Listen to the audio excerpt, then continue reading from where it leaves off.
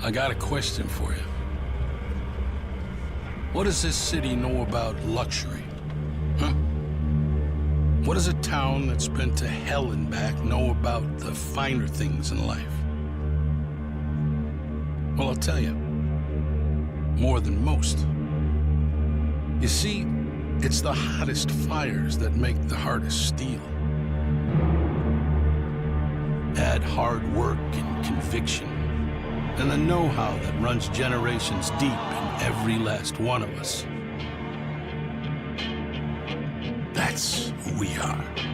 That's our story. Now, it's probably not the one you've been reading in papers. The one being written by folks who've never even been here and don't know what we're capable of.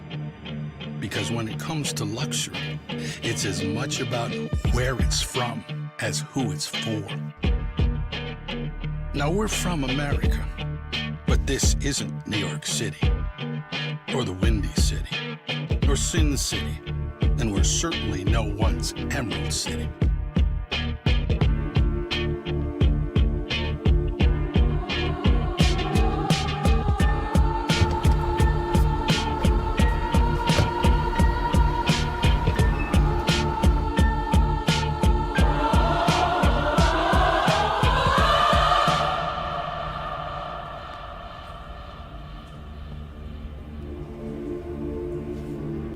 This is the Motor City, and this is what we do.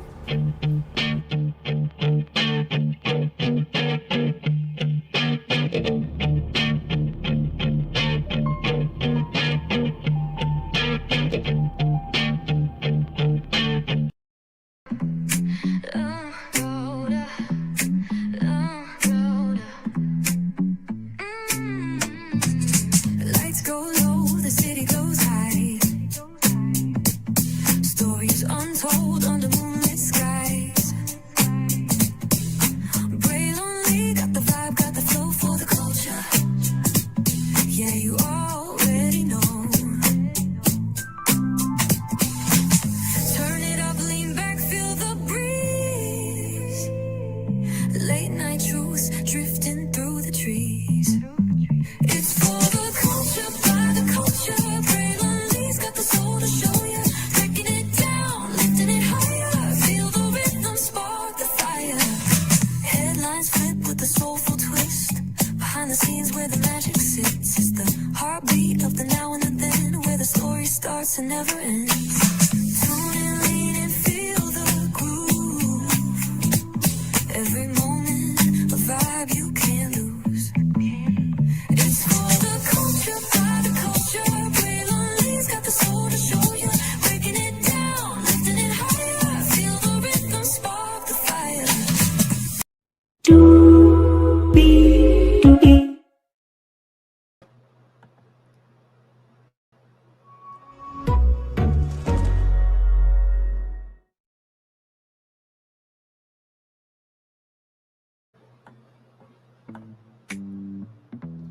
Well, we're back at it again, fam. Good to see you. Good to hear you. Good to embrace you all. Hey, welcome in now, Gigi. I know what you were thinking. Wait a minute. First of all, where did that intro come from? Not the Listen, Detroit it one, was the fire. Christ one. Let me The tell other you, one. that was amazing. Yes, Listen, yes, I love it. thank you. Absolutely, that was just great. a little bit of the song. The whole song is on the YouTube channel. But I'll send you. Actually, you know what? Let me go ahead and do that live now, so you can listen. That was great. I love that. What a wonderful intro, especially for this new season of Ready to Love. We are in the Motor City. We are in Detroit, the Midwest. Finally bringing it, out of just the South or the major cities. We're in the East Coast, of course. Like we're actually taking it places where love has developed through so many cultures, especially in Detroit, through music and the factories. There's were so many Black people moving there after slavery and just just everything that has happened in the culture. That is definitely a great intro to go with this new season. So yeah, hats off. That was amazing. Thank you very much. You know, that was the Chrysler Super Bowl commercial. If everybody remembers that iconic commercial. So I'm just like, you know what? This is Detroit. I got the perfect intro. But then on top of that, to do that theme song, come on now, listen. At the end, and by the way, just to give you a preview of the end, Gigi, I'm sending you the song now so you can listen to it on your downtime. But at the end of the song, it says anybody can be a creator, but it takes somebody to be an artist. My Lord. Mm-hmm. The inspiration. I'm telling you, the inspiration. Listen. Yeah. Listen. With that being said, y'all, higher is waiting, low is available, but either way, we gotta go on tour. Let me take down this iconic intro here. We are here, myself, GG9. We are live in the building. Q is going to be coming in just a few minutes here. Glad to have all of you here. As we were talking before the show, we don't like talk before the show. I mean, we always check in on each other, but we always have some downtime before we come on live to be on tour with you all, rather.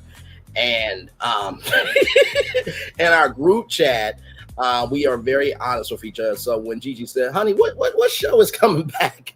I'm like, Ready to Love is coming back. Wait a minute, what? It's back already? But for the record, it was such a quick turnaround, which, I mean, we've been doing this show for what, 6 seasons now, 5 or 6 seasons. Either way, we've been doing it. Yeah, we've been doing it for a little while now. I don't think there's ever been a quick turnaround this quick. Ready to Love. No, and like you said, we talked, a little bit right before we, came on here. But my thing was, I think it's because with the Ready to Love season 10, like we just had, that 5-minute break that was in between and it coming back in August, ending, was it end of September or something like that? Correct. It was like, well, what was the point of it? And then, we have this quick turnaround where now we're in season 11, which, hey, it's great. Go ahead, keep it coming, especially if it's going to kind of counteract the BS from last season. Yes. Let's go ahead and do it, because honestly, last season was in many ways forgetful. Yes, it was. Wasn't really too much to it. So it's like, hey, if you have a new season, if you have the ability to go ahead and give us that new season now, give it. So for them to turn around and be able to do this, and from what we're seeing, we're already starting off brand new. This is not only are we, starting off in a new location, new season, we have, new people, and the way things have been done already starting off shows, I feel like it's setting a tone for what we possibly have to look forward to coming this season, and I'm here for it. I'm ready. No, I'm with you, gorgeous. It had such a energy of like, this is what was missing. Yes, like I felt every single cast member on this episode. And we're going to get into the minutia of it as well, because this is not just the review where we talk about the show, because you have 2 nerds who are the media nerds of social media, me and Gigi, myself here. We are able to give you an inside perspective that you will not get on any other channel. People can speculate about what happens, but Gigi is in Cali, and me being the fan and the student I am, I study the game all the time from Ohio. And y'all get, and we've talked not only with cast members, but we also have given some context and color in a way that has actually evolved the show, at least our after show. Yeah, absolutely. And we have also seen where certain ideas or things we have said in the show ends up somehow we end up seeing it happen. And Correct. It's like, oh, someone's absolutely listening. Like, absolutely, regardless of if they make it known just outright or do it subtly, we know, especially as media nerds, we can tell the difference. And when someone listens. But yeah, this season, I am here for it. And it looks very interesting. Listen, like you said, we're not just going to get into the recap of the show. We are also going to get into like the full gist of everyone, because I just want to say there was certain energy given by some of the people that was just like, why are you here? Already off top, I'm just like, I am not feeling this. Hopefully we're gonna see where it goes. But Thank you. at least we could feel something. Five, Brother, five, welcome in. We five back minutes. Yeah, in the Five, How are you? we have more energy in this first episode than what we had all of last season. I'm sorry. Like, we're Yep. starting Totally out agree. good. Totally agree. Wait, say that one more time. I said I totally agree. I totally agree with Gigi. Yes, Great. indeed. Great No, energy. no, go ahead. I'm sorry, brother. I'm sorry. Yeah. Where we at, bro? Where we at, lady? Well, absolutely. It's great to have you in, Q. And like I said, we literally just got started. And let me just say this. I know the Motor City is for, cars. But let me tell you something. Some of them women wore some top tier Cadillac Escalades. Okay, listen, Listen, some of them was Escalades and some of them was dung beetles, but we not gonna talk about it. We're just listen. I'm just wondering, some of those women got super. And I'm not even just talking about body. I'm talking about attitude, because some of them you might have been fit with a Cadillac body, but your insides was that of a Volkswagen. Oh no! Do we gotta do Volkswagen like that? I'm just saying, and that's kind of doing bad to Volkswagens, because Volkswagens are good sometimes.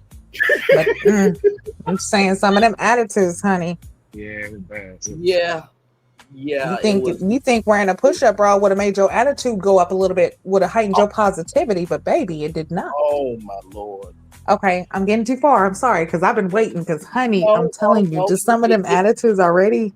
No, you're not getting too far. It's just the fact of just because you wear a push-up bra doesn't mean that the vehicle is more attractive. Sometimes you for a basic model and you try to come out with premium features, but when we take the test drive, soulfully, we're like, oh, this was just a dressed up basic model. Listen, the premium is over there. But I'm not gonna lie. I'm not gonna lie. You got certain situations where certain people could dress up a Honda Accord and look better than Porsche. Mm-hmm. You know what I mean? So some people might not be working with as much, but who they are as a person speaks a lot. You know what I mean? And I think you got a couple sprinkles on this show, but I hope that Detroit is not expressed to the people, because, you got a couple guys as bosses, you know what I mean? And you got a couple guys who are just regular guys. And I like the mix in between, as far as women the same way too. You know what I'm saying? But the great thing about it is we're gonna really see who's ready to love in this show. You know what I'm saying? Oh yeah. I'm on this show, the first week. One thing that I'm glad Tommy brought back was bringing everybody in on the first episode. Yes. That was tough. No, I fully agree with you, because didn't we talk about that, y'all? Where I know I brought up like the golden jar of, decision making or something to that degree, where everybody is there for the elimination. And guess what? Everybody was there for the elimination. I mean, at this point, just add the golden heart of immunity at this point. Like Gigi said, we say shit and it ends up on our own. Just hire the four of us, damn it. Hell. Hey, but they're gonna learn one day. They're gonna learn one But day. listen, we each need $20 million apiece. So that's $80 million on. Okay. And listen, we actually are worth it. Okay. Because we already got chemistry. And honestly, for me, I feel like that's cheap. Y'all getting off cheap. Thank you. So listen. And like I said, and like we said before, there should be a judges auditions. And I promise you, the four of us will kill the judges' auditions. Like I said before, Solana's going to be the analytical, and she's going to look at your application, and she's going to find the quiet part that's out loud. Q's going to be the uncle. I'm going to be just the humble, be like, okay, listen, can we do a 360? Now, listen, I know that this is for the women. If the women want to enjoy six packs, speaking on behalf of me and Q, I know Q can speak for himself, but we want some thickness on this damn show. but we're gonna let Gigi talk to you as well, because Gigi, she's very about the chakra and the soul. So we will be a great judges panel for auditioning all these people. Now, Yeah, now, I know- now, now, another yes, thing, not to cut you off, bro. yes, sir. I wonder, are they picking candidates that's going to best represent Detroit? Mm. Yeah, you know what I'm saying? Because Well, I feel like they did that last season. You know what I'm saying? They right. represented Detroit, but I don't know if those were the best candidates for Philly. I don't know if they were Right. the best candidates for Philly, but I feel like they represented Philly. You know what I'm saying? You really got a vibe of the city through the people. Now Yes. I wonder if it's gonna be the same thing this show as well. I mean, there I was feel some like heavy. with this one, it might be a little bit different or better just because, like, Detroit, even though it's big, it's still like a small, like, Yes. everybody kind of still knows everybody. It's still a little, you know what I'm familiar. So I feel like there's more opportunity for it to be like, you know, like for it to be more personal. Like I feel like they can actually, like the people, like some of the people there, like the one girl, she, you know, she's a celebrity stylist. The other one, he's, you know, in real estate. Another one owns a lot of businesses out there. So I feel like, you know, maybe the city might be familiar with some of these people. Because Yeah. one girl, she was like, hey, you know, I remember seeing her only at, you know, certain events and stuff like that. So it's good to see her here. So I feel like that's something that Detroit is bringing too, is that is, even though it has big city vibes, it's still a smaller, intimate setting Absolutely. in a way. Absolutely. So, with that being said, let's do what the hell we do best. First one, Dominique here, 42, celebrity stylist. Now, she was actually on Basketball Wives, just to give you context, conjecture, and connection here. So, she was the first person to come in, and you know, I feel like Dominique might be a dom. Just saying, that's neither here nor there, because you know that I think that's a shimmer leather that she's wearing in her confessional. I'm not saying anything out loud. Okay, this is called commentary, ladies and gentlemen. So Dominique, 42 Celebrity Styles. What did y'all think of her? She was the first one that came in. Very attractive. Um, but very attractive, confident. Um, I did like the outer appearance. I was her conversation, her personality was kind of rough. It wasn't as lighthearted as I would like to be. You know what I mean? But attractive. I feel like I kind of see why. I hope I don't get ahead of myself, but I kind of see why she was where she ended up at the end of the show. I kind of see why. Um, Right. but hopefully she's there for the right reasons. Yeah. Absolutely. Gigi, what did you Yeah, think of? same. She's, you know, she's definitely beautiful. Nice smile. I feel like she might be used to the celebrity life, so maybe like certain normal or men who might not be in that limelight might not be, in a way, it might not be somebody that, like, you know, for her. But then Right. again, that might be what she's looking for because she's so used to that celebrity shit. She's like, no, I need mellow. So that might be also why she's giving like that attitude. Like she's kind of tired and over some stuff. Like you kind of tell she's like, I'm just over this, you know, especially like when it came to the one dude asking her questions about her tattoos and her exes and the cover up and, you know, all that. So, but with her, like, I feel like she's a firecracker, but I Mm-hmm. feel like she's also, you know, she could be cool too. So Yeah. I guess, yeah, just like with Q, I can see, you know, how she possibly could end up where she's at in the end. Yeah. No, I fully agree. I think that she definitely has a protective energy about her, but she's open minded. She's just preserving herself just to protect her peace, which there's nothing wrong with that. You know, the one thing about this show is it's for the grown. And it reminds me of Dr. Ariel, who was on Bravo's Queen's Court. And the reason why I bring up King's Court was because it was Thaddeus, it was Carlos, and it was Tyson. And on that show is three celebrity men, and on Queen's Court is three celebrity women. So when I brought Basketball Wives, and when you guys just talked about her exes, on that show, they were celebrities dating everyday people. And I think this is the first, and I'm saying this with so much love, grace, and space. This is the first celeb reality star, I guess you can say, that's been on Ready to Love in a sense, because I think everybody else has been everyday people, right? For the most part. Yeah, for the most part, I think so. Believe it or not, I don't know, like the earlier seasons. My bad, Q. Like I didn't watch the earlier seasons, but from the ones that I know that we've covered so far, I think like she might be the or no.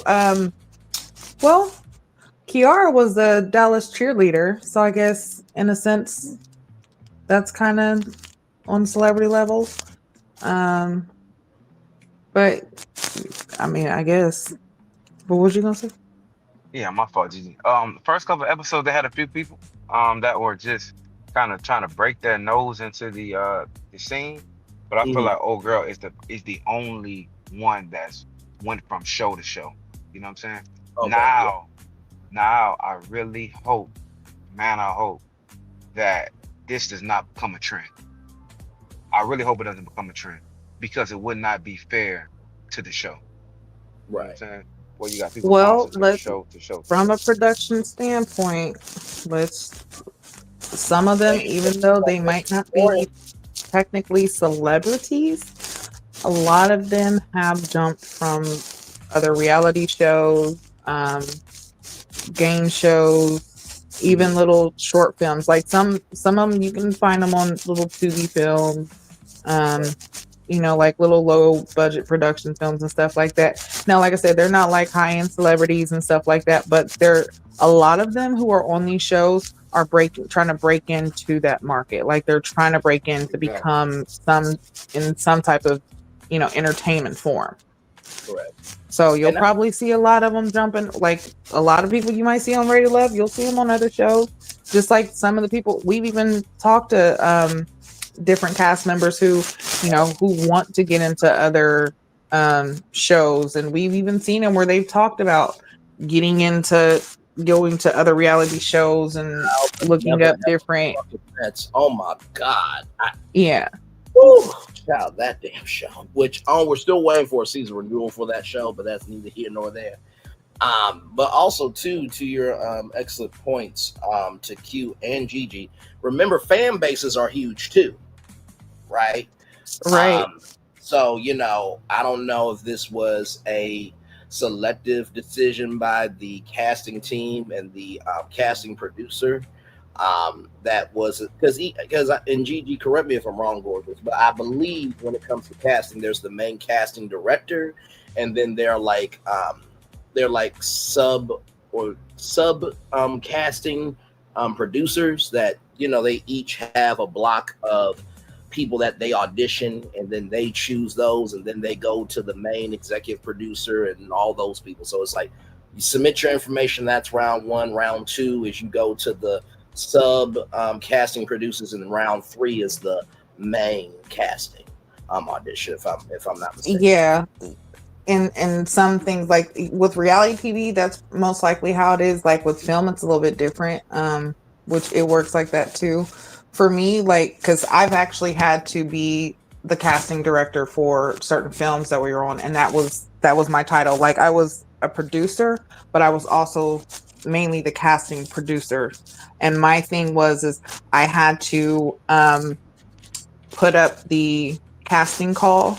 So put up, for the audition, let you know what I'm looking for, the person, the gender, the age, what lines to read when the audition is, and then have people, you could either email me, text, or do in live audition, but actually come and read lines. And a lot of times, like a lot of the people, they would already have little short reels of different things that they've already done, different readings that they've done, different films that they've probably worked on, commercials that they've auditioned for, like whatever it is that shows that their versatility or shows what they can do.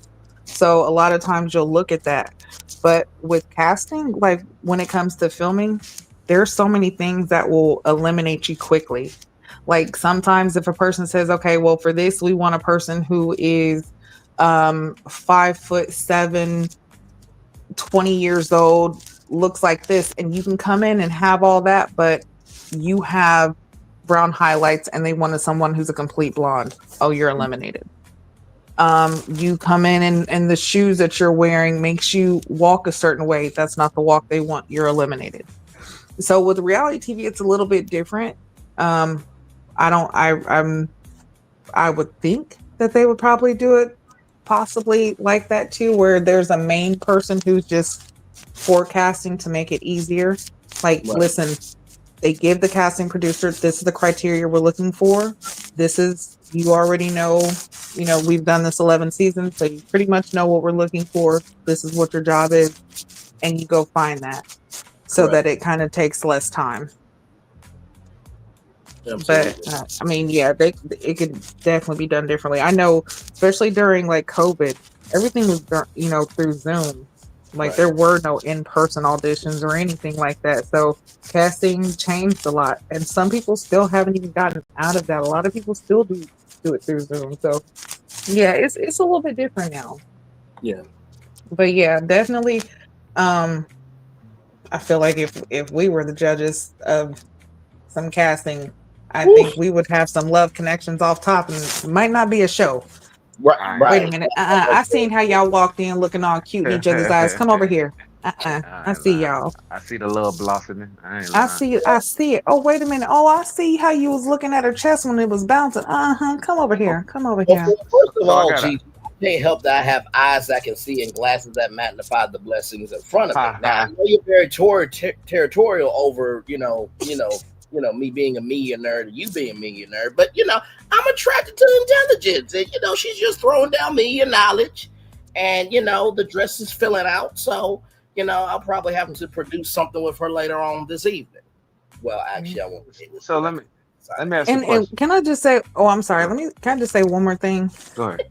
I Go ahead. also feel like with us being in Detroit this season, I Yeah. feel like there would be like a lot more talented people. There's a lot of talent in Detroit, period. So I feel like the successful people, like I don't know, I feel like you'd find that a lot more there and in this season. So a lot of these people being like, even though they might not be high celebrity status, like they're still accomplished to a level to where it's like, they're not just still trying to find themselves. Yeah. Like, Great. Yeah. no offense, Cisco. Understood. Yeah. Love you to death. Just So saying. let's. Does this? Does Detroit so far, at least the entrance of it, does that really embody the show Ready to Love? Because you can see throughout the different seasons of where they're trying to go. You know what I mean? So if you go back to if y'all ever get a chance, I know y'all are Ready to Love enthusiasts. Go back and watch the first season of Ready to Love and see where we're at from there to where we're at now. You know what I'm saying? Now I understand going to a bigger market, you want to have a bigger audience. You know what I'm saying? Right. But a lot of times when things are built off intimacy, you know what I'm saying? You really want to keep it there and grow in intimacy versus grow in volume as to the fact of trying to get more Right. of an audience. You know what I mean? Okay, You feel let me? me take that point. I'll take that point and raise you Mhm. for that. With that being said, I believe you are correct with the intimacy, but Mhm. shouldn't intimacy also be about the scope of what can be of life? Because Mm. Mhm. Mhm. if we go to Atlanta, it's Black Hollywood, right? But of Mhm. course, not everybody in Atlanta has the same experience. So Mhm. where Ready to Love might go to a state that may not have a big city life, and it's more Mhm. simplistic, and you get to see the lifestyle of somebody simplistic. Then you're able to go to Detroit to see, oh my God, you can live this big life. You can know people. You can do these big things. So I think while you are correct, Q, Mhm. with your intimacy point in terms of the reaching of the audience, there should be an intimacy of making sure that the lifestyles that people are watching also relate to the audience. Okay, Agreed. well then let me Great point. raise you one, Braylon. I'm gonna raise you on that then. Because if that's the case, then shouldn't it be broadened to everyone's preference or point of view? Because love isn't just, it's not just black and white, and it's not just black, and Right. it's not just male and female anymore. Like shouldn't it be open to the viewers? Like, shouldn't we expand it to, I mean, we're not just saying a full ready to love LGBT, Q Right. season, Right. but No, fair. couldn't they be mixed in? Like, couldn't it be where everyone is showcasing love? So as we're moving to different regions, just like if we're going to Atlanta is known for that. So why not expand it to where people can find love within them loving themselves, instead of Absolutely. it being to where you can only find love by what's being shown on television, or being said what's love. So why can't we expand it fully?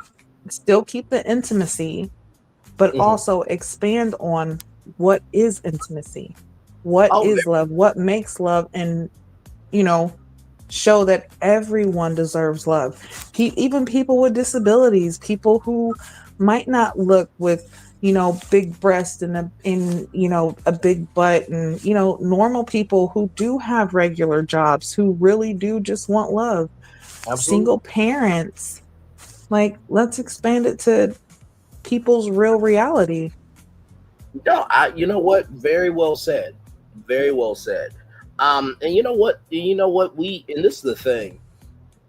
Even though we haven't talked about this show in a long time, we all have a very elephant memory to the highest degree, because we have talked about in the past how there should be spin-off shows. I mean, we joked about Ready to Love BDSM edition, and then nephew Tommy said Ready to Love polyamory edition. So, you know what I mean? So there could absolutely be a Ready to Love edition. And I honestly believe if there's a Ready to Love edition for what I meant to say is, if there's a Ready to Love lesbian edition, I think the Brat and Judy should host it. I think they would be wonderful hosts. Um, and then of course, maybe if there's a Ready to Love, gay edition, maybe EJ, Magic Johnson's son, could host that. So there's definitely room for it. But as you and I both know, DG, even though we are of the mindset of we're on the ground every day and we don't mind taking a swing, is Hollywood ready to really take that swing and be able to have the vitality to stand 10 toes down, weather that storm? Because what we think might be the move to make, they might think that move might affect their bottom line. Well, Because this is the whole thing. Does a candy maker eat its own candy? Because LA and Hollywood is the hub for all of that. right, They create a lot of you know, the ins and Uh, outs of one society, especially what we see in film, what we see on television, what is decided as normal and not normal or whatever. right. But one thing about it. Um, One thing that makes this show so successful, you know what I'm saying, throughout the years is his host, Tommy Miles, Hmm. and Tommy Miles' success in his marriage. You know what I mean? Not saying that they're perfect, but they've been together for so many years. And it kind of give the applicants or the cast something to model or wanting, something of that magnitude, wanting marriage, wanting long lasting connection. You know what I'm Hmm. saying? So if we go outside the realm of what we've known, can we find successful people in, in other uh styles, in other Sure. relationship styles? Hopefully I'm saying it right. No, you absolutely are. And Gigi, you are absolutely right of the fact that Hollywood creates that. But let me ask you this. Do you feel like Hollywood is finally reflecting society because they generally understand the assignment?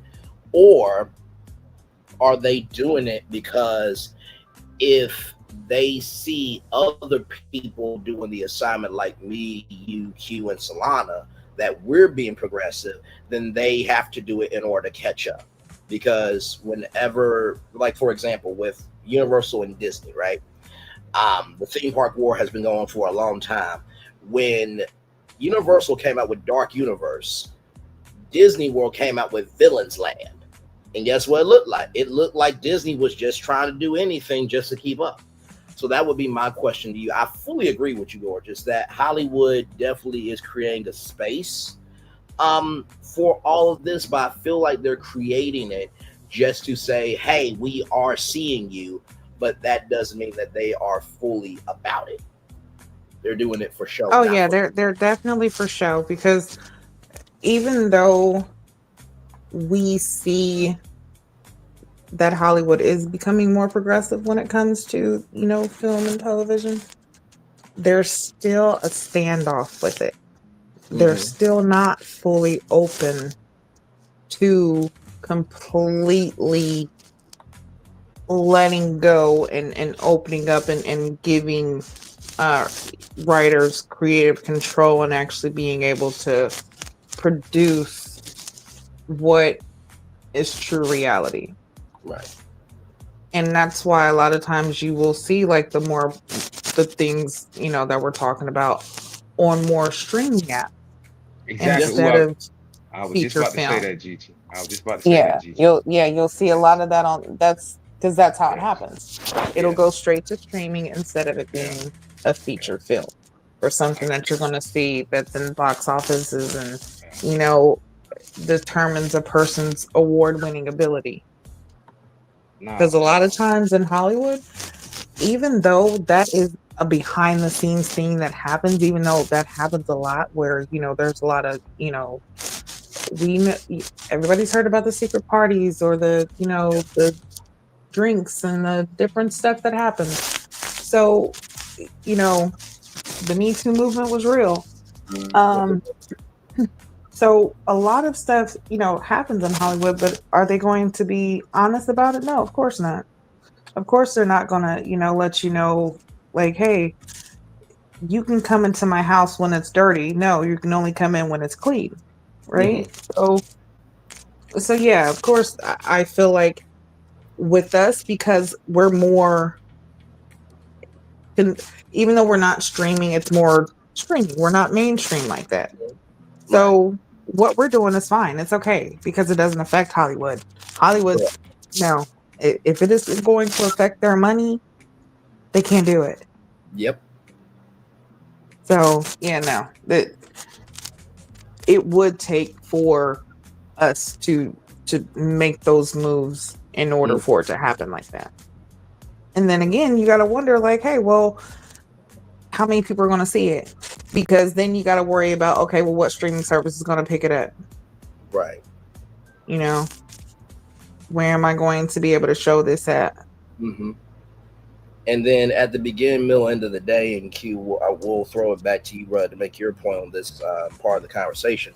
This is the thing that I think the media industry gets it really fucked up about.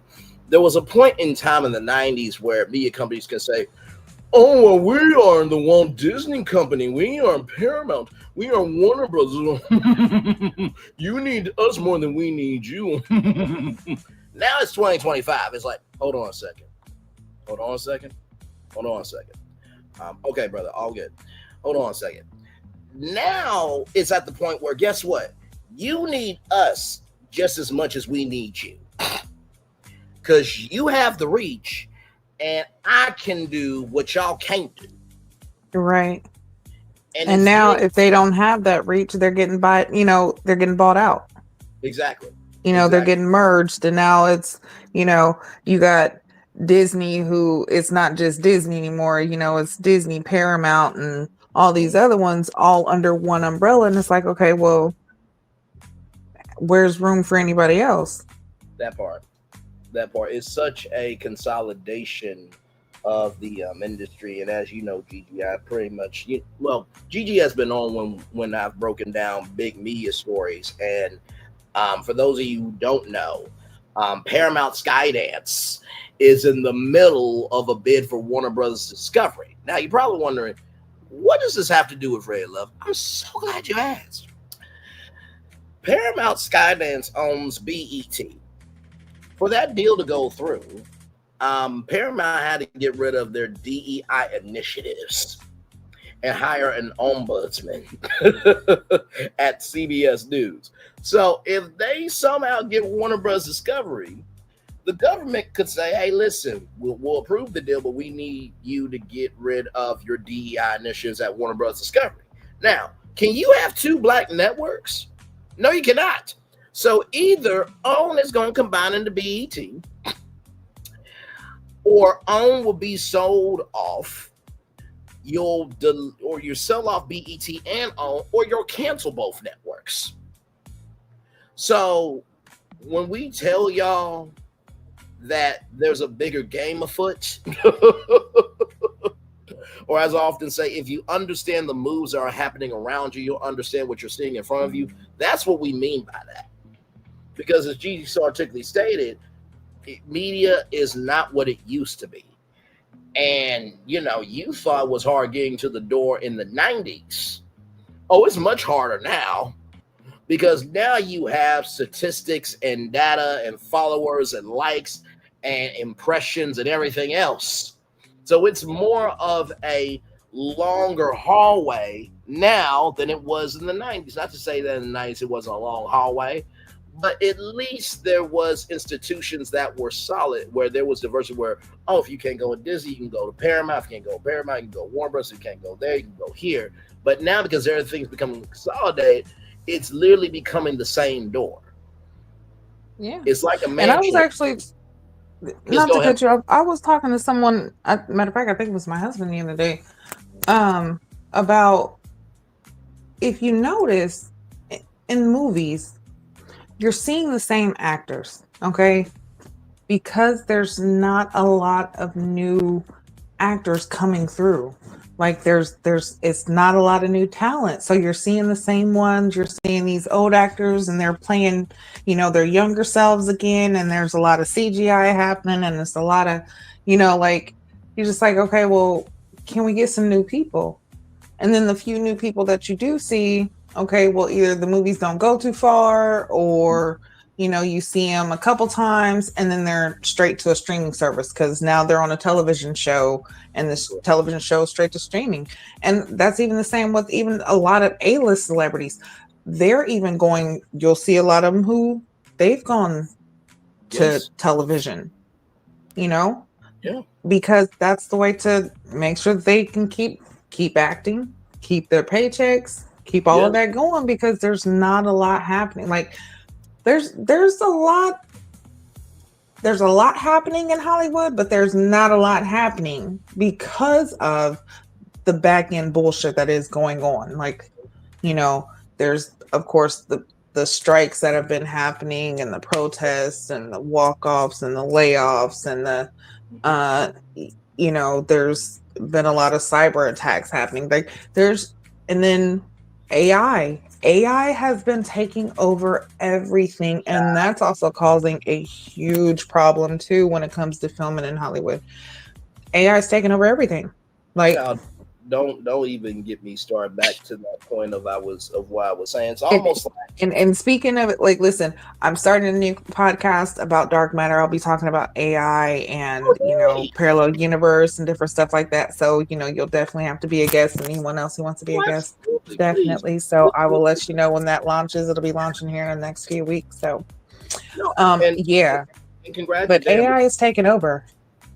And yes, it is. And like I was saying, it comes to the point where, how can I put this? For you to get to a network, it's almost like getting on an airplane. There's Coach, there's Coach Plus, there's Coach Select, and then there's First Class. And now people are being socially priced out based on if you can afford the ticket to get in that class to get to the network. If that metaphor makes sense. And to even think of that metaphor, like, you got to think, even if you get into those packages, you still got in-package purchases. So you like, shit, so I just paid for this first class, but you tell me I still got to pay for champagne too? Come on. Like, okay, so you telling me for this blanket right here, you want me to pay an extra $250 Yes. after I just paid? So yeah, absolutely. That metaphor makes a lot of sense. And And yeah. and with AI is getting so crazy because you have Tilly Norwood, who's an AI actress, where William Morris Endeavor, and by the way, if you don't know who William Morris Endeavor, it used to be two separate talent agencies, but then they came together under a merger. Then you have United Talent Agency, then you have Creative Artists Agency. So you have those agencies and others trying to get an AI actress. Then you have a whole AI movie made by an AI director. You have a whole AI artist, a black AI artist, which by the way, the woman behind it, absolutely fucking stunning. Stunning. I watched an interview with Gayle King and this woman who, and yes, she is my type, ladies and gentlemen. I can't help that God knew what he was doing when he made black women, but that's neither here nor there. But it's a human being with an AI artist, and that AI artist is getting $3 million. And then Gigi, I don't know if I told you about this, but now there is a channel called ROXI that they now have AI hosts hosting music programming blocks. So it's getting crazy to me because I'm just like, what is happening in Hollywood is y'all are utilizing AI as the source instead of a resource. And I keep going back to Charlie and the Chocolate Factory of the Johnny Depp version when Charlie's dad had to come in at the end of the movie to fix the toothpaste machine. Y'all are going to be at the end of that movie very soon, and you're not going to know what to do. You're Yep. just not. Can you imagine if Ryan Seacrest, his team, and everybody that worked on Dick Clark's New Year's Rockin' Eve, which by the way, soon as January 1st happens, they begin working that from January 1st to the end of the year. Every year they work on the show year round. Can you imagine, GG, if ABC said, "All right, y'all, you know what? We love Dick Clark, we love Ryan Seacrest, but Dick Clark's New Year's Rockin' Eve is going to be an AI show." Wait, excuse me. So what about the ball drop? Oh, that's going to be AI too. Remember BET's Frida? Yes. Yeah. Listen, that right there, that was the first AI for us. Yes. She was a full AI person and was hosting the show, doing interviews, had jokes, had body swag, like what? Like that right there was letting us know what we were looking forward to. But another thing, it's gonna be for the masses to embody that. You know what I'm saying? Are we as human beings going to fully be invested in watching AI TV? You know what I mean? Because reality TV has it, I feel like reality TV gonna be able to stand on its own for forever just because you can actually watch people. Right. Actually watch people. You can relate to reality more than you can relate to almost sci-fi now. You know what I'm saying? So like could it be a ready to love AI edition? I'm sorry. What are we doing? An AI thick girl ain't the same as a one with It's cellulite not. and giblet. Okay, listen. As a But Bray, thickologist from Thickology University, where I got my PhD, and Gigi was professor at one of my classes, damn it, and I had to be reprimanded by the dean a couple of times because some of the assignments went a little bit overboard, ladies and gentlemen. But that's neither here nor there. I got my PhD regardless. Go ahead. Bray, the thing that make a lot of thick women, it's not their voluptuous shape. Yes. It's who they are. You know what I'm saying? When women, also men, embrace who they are, some people might look at it as a flaw, and some people look at it as the most beautiful thing in the world. But when people embrace who they are and they walk confident and they know, like even Janelle was a thick woman, you know what I'm saying? Yes, but outside of, you know what I'm saying, what she came with, you know what I'm saying, before we seen that side of her, you was like, okay, she's dope. You know what I'm saying? She's confident who she is, you know what I'm saying? But outside of the side that we seen was kind of a little bit upsetting. But a lot of times, like Jill Scott, you know what I'm saying? Like these women right here really embody, you know what I'm saying? That, you know what I'm saying? It's beautiful to see, you know what I'm saying? Absolutely. So There it is there with Dominique and the intro to Ray Love. Now we got Bello, um, real estate broker, smooth brother. The beard game is bearding, good sir. I will have to give you that. So I did. I think it could be something. Potentially, he was the second person that came in.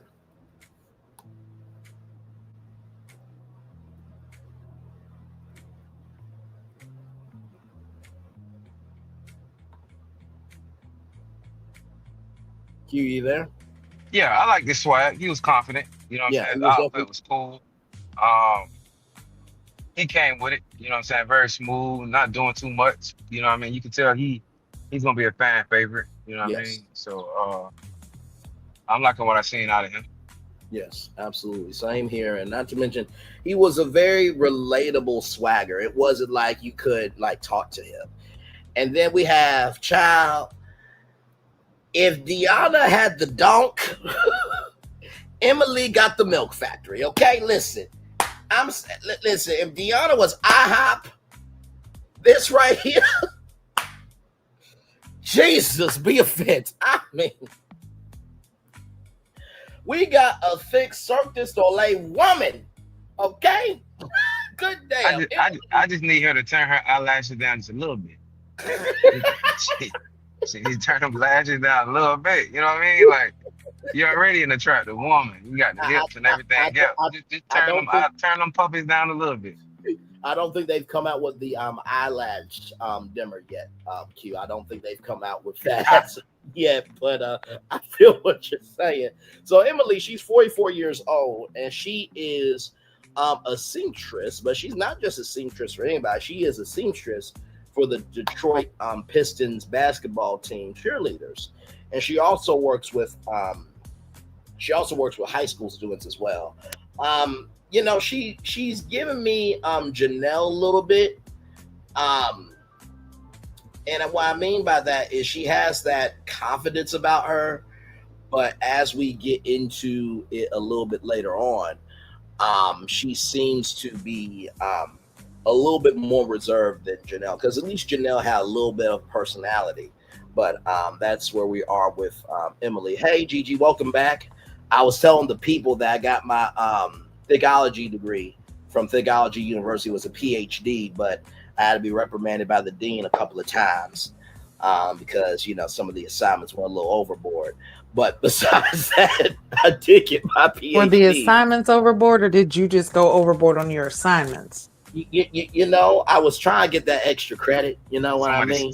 Somebody stayed in study hall. That was it. Somebody stayed in study hall. let me tell you, he was taking honor courses. Listen, pray and everything in between. I was studying through her hallway, long hours, ladies and gentlemen. But that's neither here nor there. We were also talking about Bello. My damn mouth, Jesus. We were talking about Bello as well. 38 real estate broker. Did you have an opinion on him, Gigi, as well? Yes, listen, and I don't care how y'all could take this. Say whatever you want to, but you could put a lift kit on a Mercedes, doesn't make it a Maybach. Because her attitude was just Roxy. Emily, yes, her attitude, the way she just, the looks that she was given, the eye rolls, there was no smiles, there was just straight dead face. Like, I don't know. I'm waiting to see. Maybe this was just this was an off day for her. I don't know, but she was kind of off-putting to me, honestly. She's reminded me of that woman that as soon as she heard like 6 kids, that it was off for her. She kind of gave like rich auntie vibes. I can't remember the young lady's name. True. I think it was True. Yes. Yeah. She reminds me of True a little bit from last season. But yeah, it wasn't a good look. And when we get to her and the person that she was talking about, it was very judgmental. You got your chest out and the titties popping. Okay, great. Okay, you look good, but your personality is fucked up, and that makes, for me, that's what made her not attractive. Like, I felt like one, the push-up bra and the titties being out like that was just way overboard. It was just too much. And then for you to have a doll ass personality and no sense of humor, it just like, okay, your package pretty, but inside, what is there besides confetti? Not confetti, child. Not confetti. Are you saying she's a party accessory or a party what do they call oh my god, what is it? Y'all know what I'm trying to say. It's something that you can buy at Party City, like if you need Oh yeah, you talking about like a party streamer or a Yes. Yes. Okay. But I'm gonna tell you one thing about it. Everybody confidence till the time to get eliminated. Yeah. No, that's right. Everybody think they the baddest thing walking till it's time to get eliminated. You know what I mean? Yep. So, no, absolutely. So one thing about it is if you can take your highs, if you can take your lows the way you take your highs, and if you can take your lows the way you take your highs, even kill the whole time, and you approach, you know what I mean, the whole your whole process one way, you'll be okay. Yeah. But don't ever think that you can't get eliminated, because we done seen the baddest ones get kicked off the show. You ain't never lied. You ain't never lied. Right. You have an opinion on Bello real quick, Gigi, before we go on to Steven? Bello seems mellow. Bello seems like he was cool. He didn't seem like he was trying too hard. Like he was just, just, I don't know. I feel like he was being attentive. He was, even though he's a real estate broker, like he didn't seem dull. Like I still seem like he can, you know what I'm saying? He can have a good time. So I'm looking forward to him finding somebody, actually. I'm looking to see what he's about. Yeah. I said that he had relatable swagger. It wasn't like if you, like I said, I work in retail. But if I went up to him, hanged out with him, I feel like he would just be like, what is your work ethic? How are you as a person? It wouldn't be about how swagger-tastic you are. You know what I mean? Right, so right. Swagger, yeah. Yes, indeed. All right, y'all. So here is Steven. Now, I'm not going to sit here in front. Steven, when I look at Steven, I'm like, wait a minute. I know I'm not on the show. Hang on a second. I know I'm not on the show. Because I'm like, wait a minute. What's going on here? Good damn. But he's 39, and he is a teacher. And shout out to all of our teachers. They do not get paid enough. Clap it up. Health insurance that they fucking deserve and the benefits they deserve. Right. With Steven, I really liked him. He talked about, how he is about his business. But he's also, adventurous when it comes to art and culture and everything else. So I really like Steven. He seems like a relatable, cool nerd almost. Like he's a fan about being geeked out about whatever he cares about, which everybody's a geek in some shape, form, or fashion. If you're not a geek about something, then you're lying to your damn self. But he also holds his own. So what did y'all think about Steven? If Ludacris and T.I. were half brothers, they'd probably look like him.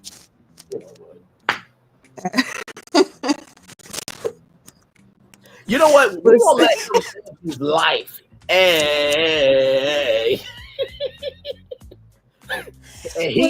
No, but he was a cool dude too. Yeah, he's definitely a very cool dude. I like the fact that he's into history. That is something that is amazing, especially for Black people to actually find history amazing and to want to learn it and to actually teach other kids about it. And that be something where, he's it's almost time to. Huh? Say that one more time. Would you say, Q? My fault. I'm on daddy too. Oh, no, okay. You are good. But yeah, for him to, be a teacher, like you said, teachers, they don't get the respect that they deserve. So kudos to him. Much respect. Definitely looking forward to him finding someone, and for him to be 39, no kids, he's actually trying to do the right thing. So I'm feeling it. I'm looking forward to seeing what he's got going. Yes, And I'm indeed. gonna say a lot of the guys was bringing it this season. Yes, they were. I'm good with it. I'm surprised, okay? Because the past couple seasons we've been hitting and missing. Okay, it's been, Yes. but I don't know. This season we might have some good ones. Yes. And there's some outstanding women this season as well. I can't wait to get to one of them Yeah, because and yeah. I'll give Normally though, it's always like the women are more like outstanding, and it's like the men are mediocre type. But this time I feel like there's a level playing field. It's, the men and women are leveled. It's not where one's above the other or one's more. It's like, no, we can meet each other eye to eye. We can, you know what I'm saying? Like, I'm really looking forward to this season. yeah, They did good with casting this one. Okay, they we did gonna their thing. see. So this woman's name is Voulez-vous faire ce soir, ce soir. That's her name, y'all. Okay, Q, we didn't get your opinion on Steven. What was your opinion on Steven?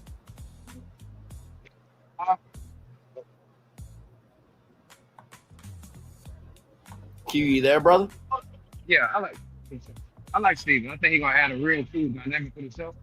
Very cool dynamic. Just because he's so down to earth. You know what I mean? Yeah. He's a school teacher, so he's gonna be easy to relate to, as far as for the audience to engage. So I think his authenticity is gonna really show. You know what I'm saying? And I like regular people on the show. Yes, absolutely. It goes to show that you don't have to be the biggest known, just as long as you can be honorable in how you move, for sure. Like I said, this woman's name is Poule Fufu Shia Shiswa Shishwa. That is her whole name. I'm being sarcastic. Her name is Christina. I only say that because she gave a long name that I'm just like, I can't take notes on that name because I'm just like, no, we're not doing this. But her name is Stina for short, and she is a singer songwriter for short. So it looks like she does R&B. I think she probably does more modern R&B than soulful R&B. But she's interesting as we get into the conversations because man, she gave an energy, child. But what did y'all think of Parlez-vous Shishwa Shishwa, also known as Christina?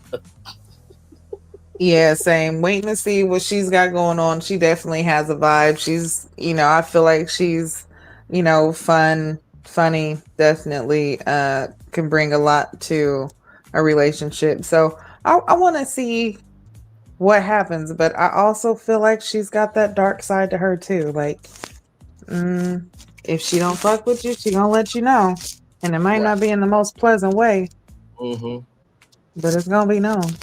Right, absolutely. I'm not a fan of her. Not a fan of this already.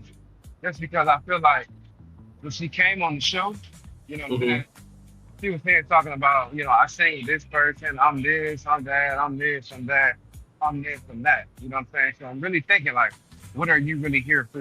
You know what I mean? And when I just sit there and have to guess, what are you really here for? To me, you know what I'm saying? I don't really think you're here for the process. You really here to show your face. I'm too pretty.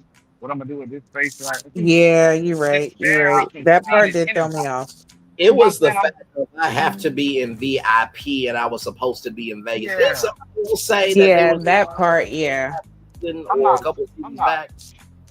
You're pretty, you know what I'm saying?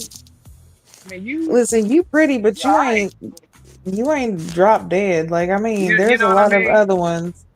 Like, honestly, Ashanti or Shantae, whatever her name is. I mean, yeah.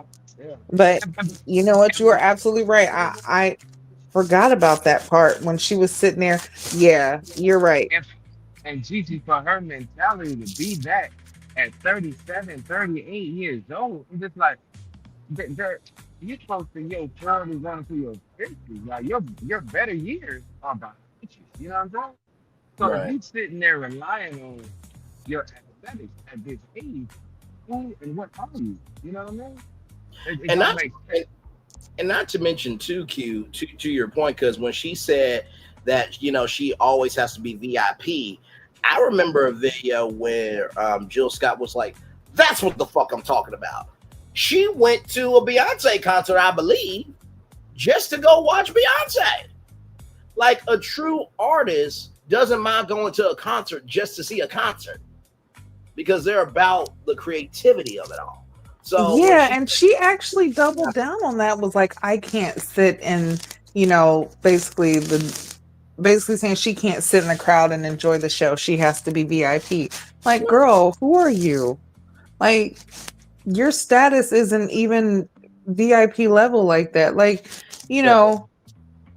maybe around town people know you, might know you, some other surrounding cities or something like that. But until you've actually made it, don't become, try to make yourself bigger than what you are, because honestly, that's how you will shoot yourself in the foot. Yes. You have that mentality, that entitled mentality, and you just think that you're the best, and you're just not going to settle for this, and this. And sometimes, I'm telling you, the entertainment industry is brutal. It's brutal. They will knock down every dream you have in a second and make you feel like everything you thought and worked hard for was worthless and pointless. And I mean, as bad as it sounds, sometimes it's really necessary, because some people, you like, how the fuck did you even make it? Who told you that you was good? Where, you know what? This is why we have American Idol, and this is why they have us laugh at y'all, because this shit is, who told you this? Who? But you know, to that point, Gorgeous. Remember when people were like, "Oh my God, why is Simon Cowell mean?" And what you heard from contestants later on down the line. Now, some contestants could not stand Simon, still can't stand Simon to this day, but hopefully they let it go because it's been years now. But what some contestants did say was, Simon was right about me. But when you get into that space of you wanting it, anybody can want a dream. It takes somebody to be about that dream, right? So, it's almost like if Content Idol happened and, Gigi was a judge and I came in the room. Now, of course, that's conflict of interest, but let's just say that Gigi did know me, but she knew me off of social media and watching me and stuff. If she saw me come into the room, she would still criticize me, but I would at least get an easier pass from her because she knows I'm about my shit. So sometimes in Hollywood, you do need those Simon Cowells to be like, why do you exist? I'm not being mean to your mama, but did your mama ever tell you? Listen, the best way I can put this is, confidence is key, but conceit is killer. Woo! Let the church say amen. Okay, so you can have all the confidence. Confidence is great to have, but when you become conceited, that right there is what's going to knock you down. That conceit. Stay confident, stay positive, but also stay humble. Yes. But she definitely, I don't feel like that just showed she definitely is not humble. And I don't think that she's had to deal with humility, possibly. And this show will definitely see the humility out of you, child. If nothing else. Oh, yeah. Whew, man, why do I feel like she might be like that one lady? Who was it? Rose, that she felt like Hussein took away her joy when it was up to when she had her own autonomy in the journey. I don't know why I have those vibes about Christina, but that's just what it's giving me. But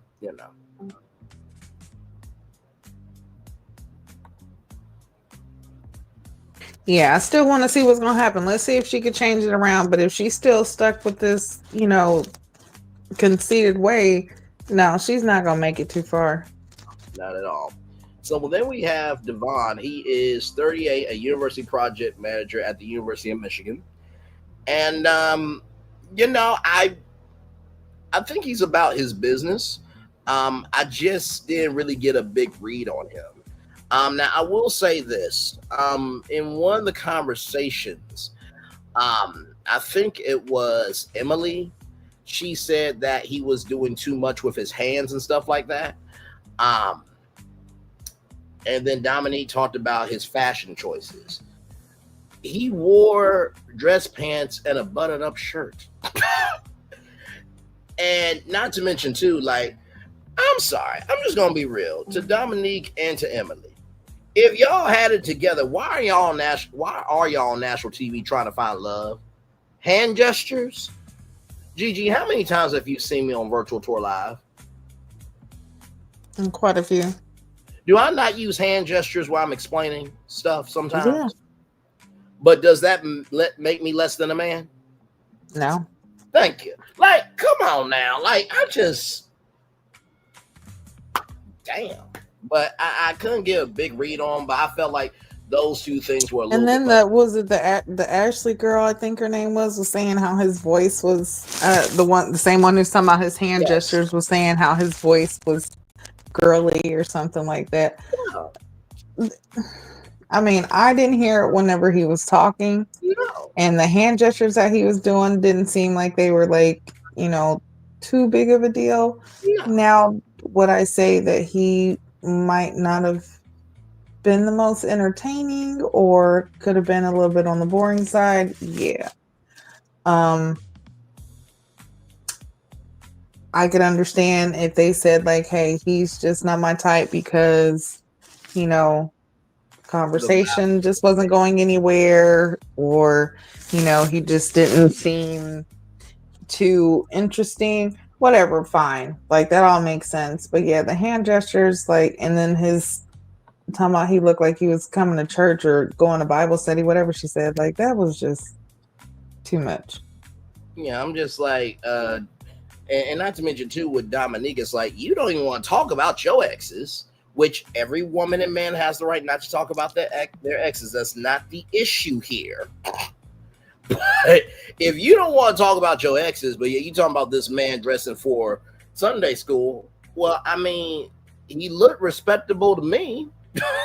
You think he's gonna come on national television with some loud ass outfit on? Really? Yeah. Okay. Q. What did you think of Devon? I didn't have a problem with it. You know what I mean? A lot of times, the older you get, you kind of realize what matter and what don't matter. The mature you get, you realize what matter and what don't matter. You know what I'm saying? The man was dressed decently. You know what I'm saying? He wasn't dressed like he was 17. He was dressed like a grown man. Nowadays, if you want him to wear a bunch of chains and have a whole bunch of other accessories along the way, it's nothing. But you can tell who's ready to love, who's ready to get cut. You know what I'm saying? Talking like that, you're ready to get eliminated. You know what I'm saying? Because that part. You're not open to the process. Mm-hmm. This is how he dressed one day, might not be how he dressed tomorrow. You know what I mean? And I can't lie. This ain't woman in my life that have upgraded me. Okay, you should try this and try this and try that. And vice versa. I'm like, yeah, you should try this and try that. You know what I'm saying? So being open to the process is one thing. You know what I'm saying? Don't shut down just because this man dressed like an adult. That part. And it's so crazy because, see, if it was on the other side and they would have said something like, oh, well, I could see her waist trainer through her dress and her chest looked like she couldn't breathe. Like, then they'd be like, oh, my God, I think I'm the best looking woman here. How could you say that about me? You know what I'm saying? Like, bingo. So how can you sit there and judge this man on what he's dressed like when that could be said for you, but it would be taken totally different because you think that you're, because you think you look good. He thinks he looks good too. Let him live. Yes. At least he's comfortable. Right. He's comfortable and able to breathe. If he wanted to, he could squat down. You couldn't. That part. If he wanted to take a deep breath, he could. You couldn't. Because I don't think there was any tape on any of the ladies. I don't think. Not that I saw. Well, there was a couple, but I mean, it's neither here nor there. Jesus Christ. Listen, but that's why I liked it though, because I was like, listen, this is natural. Because listen, waist trainers are a thing. I need to get a waist trainer. Okay, I'm about to start wearing one just because I'm losing a lot of weight. So I'm like, hey, let me get this waist trainer going. Hey, cool. I'm gonna be like the waist trainer, But be Waist but be trainer women. but be respectful with that, because also too there have been studies that it does crush, your Oh yeah, organs and yeah, around. So everything in moderation. You know what I mean? So. right, right. But I'm saying though, the whole fact is the judgment. Like if you're judging off of a person's personality, like Emily, her personality was so, like I said, dull and just um judgmental. Yes. That right there is why she ended up being in the bottom four. Hmm. You know, that right there, everyone gave basically the same judgment about her. Like Yeah. there really wasn't anything good to say. So, and then to see like the shock on her, their faces. Okay, you guys said this about the men. Did y'all not think that they would say these things about y'all too? Hmm. Like it's process of elimination. So trust and believe they have opinions you know, just like y'all do. No, absolutely. Absolutely indeed. So Lauren here, 6 foot, tall, drink of water. Um, Lord Jesus. She's a boy mom and she's a realtor. Um, man. Q, what are we gonna do, man? Like, listen, be you gonna be rich and famous, and like, hey, bro, what should I do? Well, what's going on? It's this fine realtor. Is she open up doors or she open up your soul? Well, she's opening up both. Well, hell, just stay right there. I'm in the area, Q. I'm on my way. Like, because this realtor right here, Lord Jesus. Um, she and Q would come through and support me, vice versa.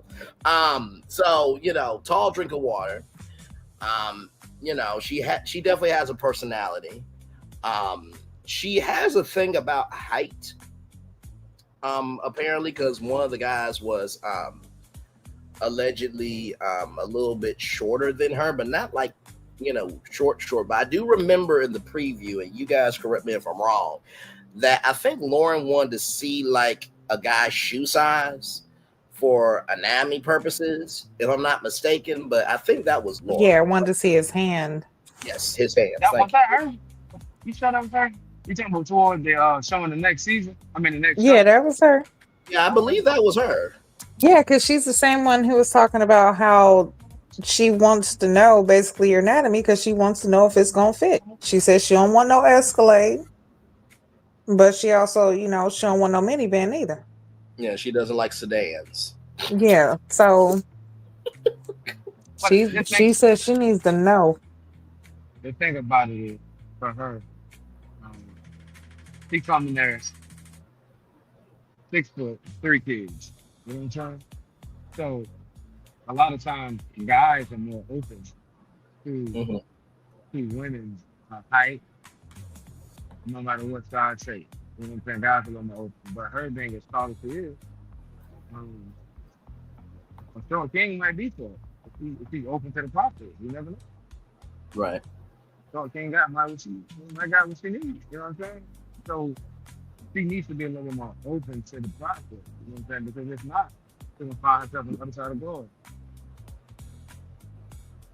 No, I fully agree with you, bro. I think that I don't think that she's a bad personality on the show. I think she just wants what she wants, and maybe she just hasn't been able to find it. So maybe this process is forcing her to kind of break that wish list. Maybe that's kind of what I'm thinking. I'm a little bit with her. Then we have Ashley, who's a personal trainer. Ashley, she's a little something something, my lord, personality wise, and she is a personal trainer. She has her own gym and she does body sculpting. um I'm sure that will probably be a date later on this season. But I'm definitely a firecracker for sure, and very gorgeous as well. Let's see another one. I'm saying that's open to the process. First thing comes to my mind is I need somebody with money. I need this. I need that. You know what I mean? Hmm. So you gotta really be open to the process. Right.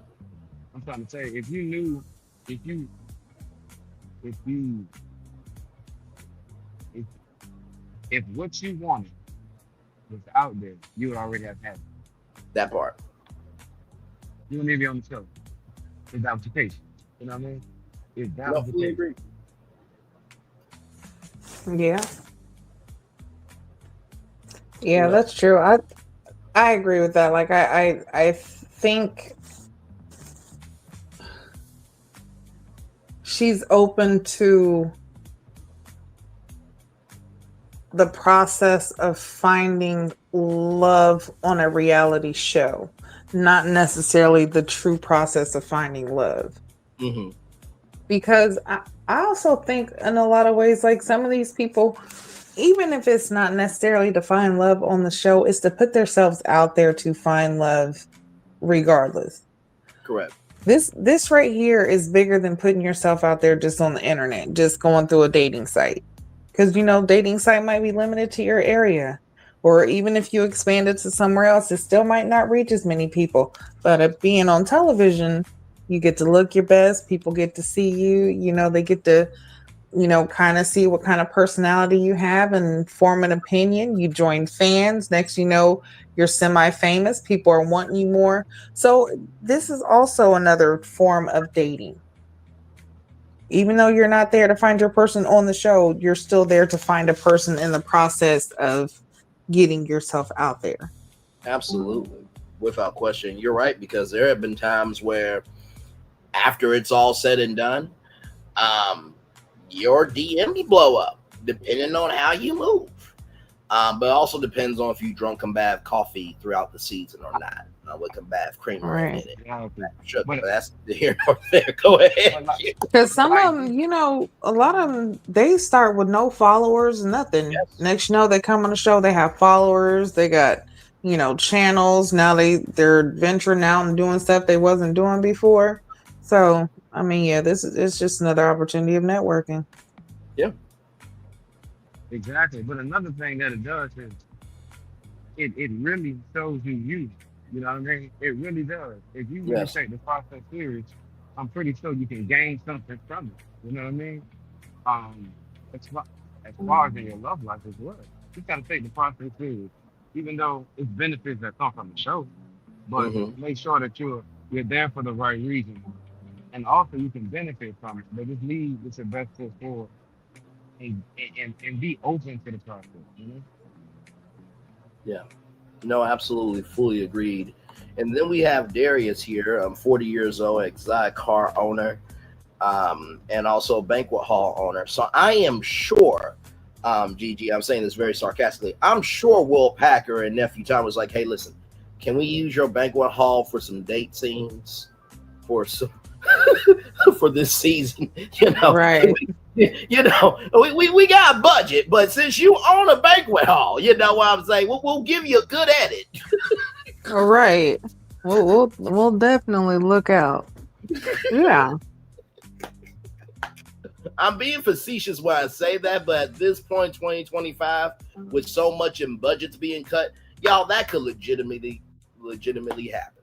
Absolutely. Yeah, with him, like he said, he's the king of the city. Everybody knows him and calls him the king. Okay. Sound like red. Sound like red. I was thinking that for more events, but yeah, good point. But yeah, he just, I don't know. Something about him just seems. But if you the king of the city and you own a dating show, is it really that hard to find him? With all the, with everything that you feel like you are, and you on a dating show. You know what I'm saying? So that's hold up. So everything that you have and who you are is not good enough to find somebody, and you know it's the king in the city. Right. Man, let's be real. No, fair point. Very fair point. So then we get to this part. This is where Nephew Tommy comes in. This one right here. Oh my! I cannot wait till we get to her, because she beat a fucking fence around me every day.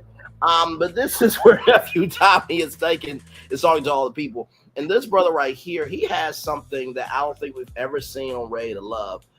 I think he has vitiligo, y'all.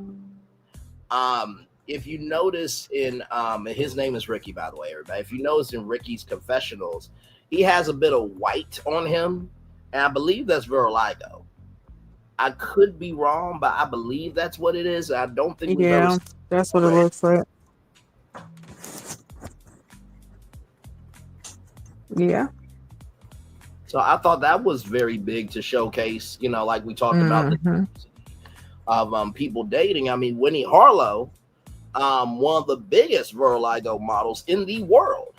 You know what I mean? So this was the first half here, and here's the second half here. Now, nephew Tommy said we're doing it old school, and we're having all the singles there. And Q, I'm in full agreement with you. I loved this because it set the competition off right then and there. Um, and not to mention too, like we talked about, that's happening a little bit later.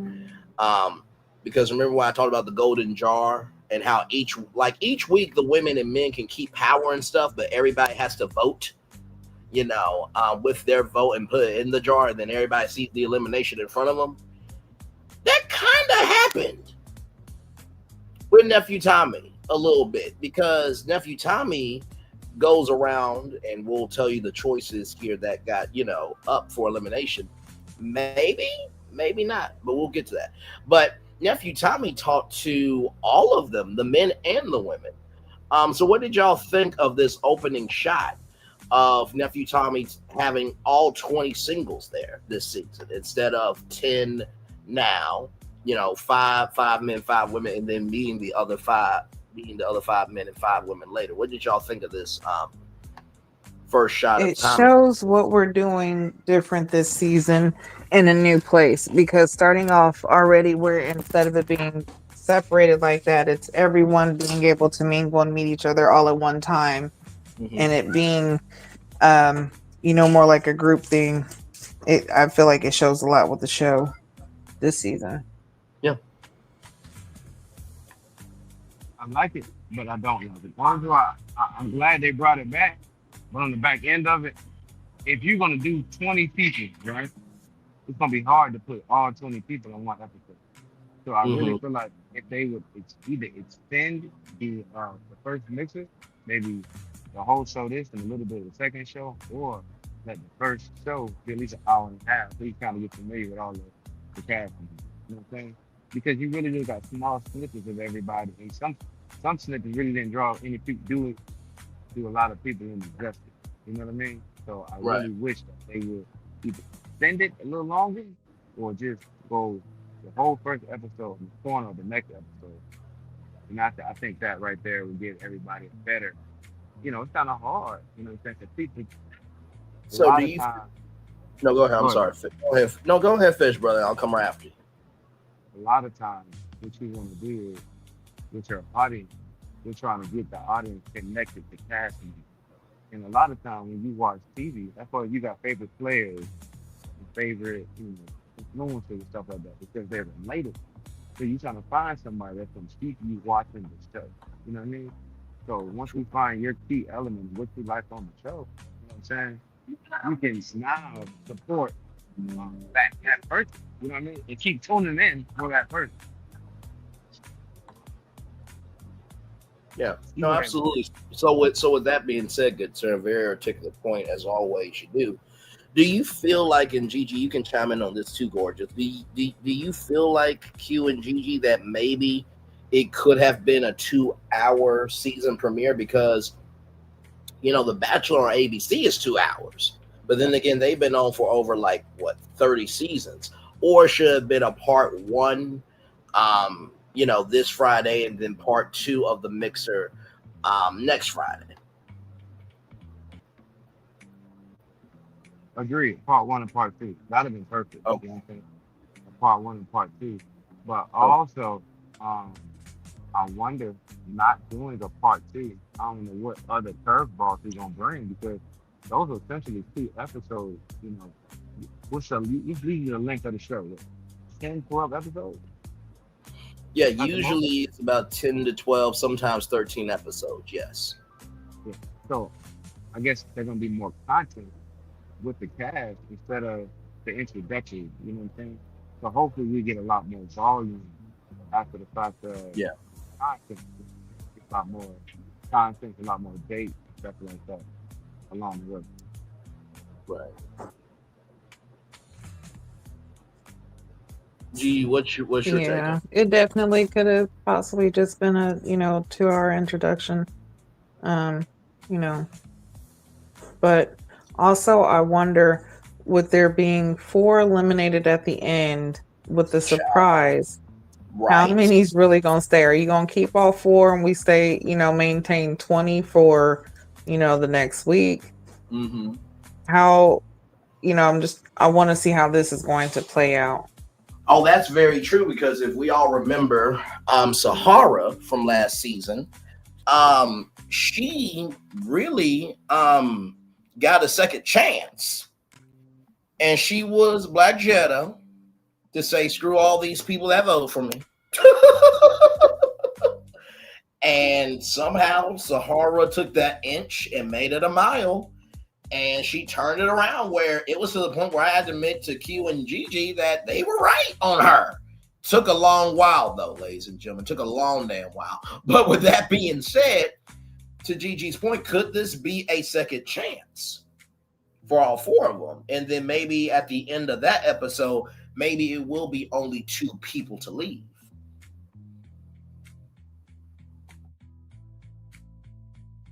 Yeah, I'm wondering how this is going to play out. That's because how it cut off, I was like, we just could have figured this out and went ahead and Yeah.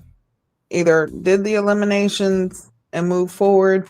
But yeah, are we gonna keep them all and then see how they move forward? Because if we look at it as what it shows, like what's going to happen later on. Hold on. No, you're good.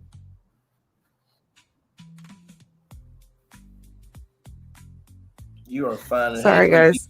I know you're good. You're good. But no, just seeing how we see like what they said's to come in the season. We see Emily and Dominique still in the seasons, and Right. I even think Richie was still there. So most likely, Devon's probably going to go. Unfortunately, wasn't he in the but preview of the season? Was that just me? I don't remember really too much seeing him in the preview. Or maybe that was Chris. Yes, I think that was Chris. Hey, Okay. well, one thing about it, shout out to I think this is the first curveball we've seen like this on the first episode. You know what I mean? This is the first curveball we've seen like this on the first episode. So I'm really anxious to know what's going to happen. You know what I mean? We really never seen nothing like this before. Yeah, I mean, 4 people. And last season, there really wasn't any curveballs. It didn't seem like it. Besides the fact of Sahara and the other one being able to stay, the first time, but then eventually getting eliminated. But there wasn't really too many curveballs like that that we've seen. Now, the first, couple seasons that we started doing the recaps for, there were quite a few curveballs. He even had had his, the baseball in his hand. Yes. But yeah, so to start off this one and to have a curveball like that, yeah, I'm looking forward to seeing how this is going to play out. No, absolutely. And not to mention, too, one of those curveballs was in the middle of the season, where new people came into the middle of the show. So, like to have 4 people from the jump eliminated potentially was huge. I'm like, wait, am I seeing this episode right? Like, I would think, 1 male and 1 female, which may end up happening for the next episode. And then everybody, pitches for their life. But yeah, that was a huge curveball. And that wasn't even a real curveball. It was just, no, this is what it is. So yes, indeed. So we have Enchante Mademoiselle. That's not her real name. I'm being facetious. But we have Enchante 31, a salon owner and a vegan chef. She is quite interesting because she said that, men say to her, oh, she's cute, she's bubbly, she's this, that, third. And she said, well, it's the sharp tongue rather. I could be a sugar lump, but then I could be a jalapeno pepper. I'm like, oh no, please tell me we're not gonna have Sahara energy with her. Like, you have metaphors that only make sense to you. Did Sahara have a candle line after the show aired and you bought a candle from Sahara? Like, what's going on here? But I'm gonna tell you one thing about it, and that's the blow part about it is statements like that. I know my tongue can be this, or I know my tongue can be that. You know what I'm saying? Being ready to love is one thing. It's about learning to control your emotions. Not saying you gotta be perfect. You know what I'm saying? But a lot of times you don't lead with stuff like that. You know what I'm saying? Yes. So you gotta do a better job of presenting yourself. That don't have to be your lead mantra. Like so evidently your tongue got you where you at right now on the show. You know what I'm saying? Because hopefully, like, we can learn, hopefully be in a position where you can learn how to control our tongue so we can get the best outcome. You know what I'm saying? So let's do what we gotta do so we can be put in that situation. Yeah. No, absolutely. But that also goes into, what I've actually talked about before is sometimes it just takes being in the right relationship. Because even though she might, have a mouth on her and it might be, lethal, sometimes it takes the right person to control that attitude. Because what she thinks that mouth can do, there's somebody else whose mouth is worse or knows how to control that shit. You ain't never lied. And sometimes when you find your person, some of that shit, like even certain issues you had, your depression might go away, high blood pressure that went down, you don't have, your hair's growing back, nails growing long, gaining weight. Like a good relationship will change a person. Sometimes, you can work on yourself and just keep on working, and some things it just doesn't seem like anything's right or anything's working, but it takes for the right person to come in and actually help to build on that. So what she's feeling like is, something bad right now. It just takes the right person that can actually deal with it. Yeah. Sometimes. No, very well said. And for some of the other dates, y'all, so Nicole is 35 and is a lecturer and university lecturer, and she has a crush on Ed. Now, here's how crazy that situation is, right? Nicole and Ed actually went to college together, and she had a crush on Ed. And it seemed like Ed was feeling something for her. Then we had Vince, 42, service technician, and he is about his lightheartedness and comedy. And he goes to the gym, and he does comedy, like I said. Lauren said that he was like a Chris Rock. Devon likes Ashley. So Devon, the guy that you all saw earlier, likes Ashley. No kids, but wants kids. Doesn't mind that. So, and then Ashley has a Yorkie, so she's a dog mama. They can be very territorial. My Lord Jesus. Ashley is not here for Devon's hand gestures. We talked about that earlier. And then Dominique and Emily were in Cougar Town, and they both liked it. And so then we had Nicole. Her first impression of Darius was very good. Dominique liked Darius as well. So Darius was a very popular person. Shannon is a registered nurse, 33 years old. Let me go back to, where is it? This picture right here. trying to see. So this guy is Vince right here. Then this is Monique. This is Ajante there. That's Steven. That's Devon. That's Diamond. That's Dominique. That's Shard, I think, or Chad something. Chad. Shanna. I believe so. I believe so. The picture and name should be there. So once we go forward, we'll be able to get their names. Understood. So then Darius is like in Ajante, which is right here. And she's a mother and she loves to travel. And Darius was raised in Germany, and Ashanti loves Miami. Now, this next person here, his name is Ricky, 38, tattoo shop owner. So it looks like he does have vitiligo. He seems to hold his own. He's a thrill seeker. As you get older, you don't want to do other stuff, but let me tell you something. What is one 38 to one may be a different 38 to another, because there's some 38-year-olds that they'll go out there. Okay, there's some 50-year-olds that they'll go skydiving. You know what I mean? But I think it's everything in moderation. So he seemed kind of cool.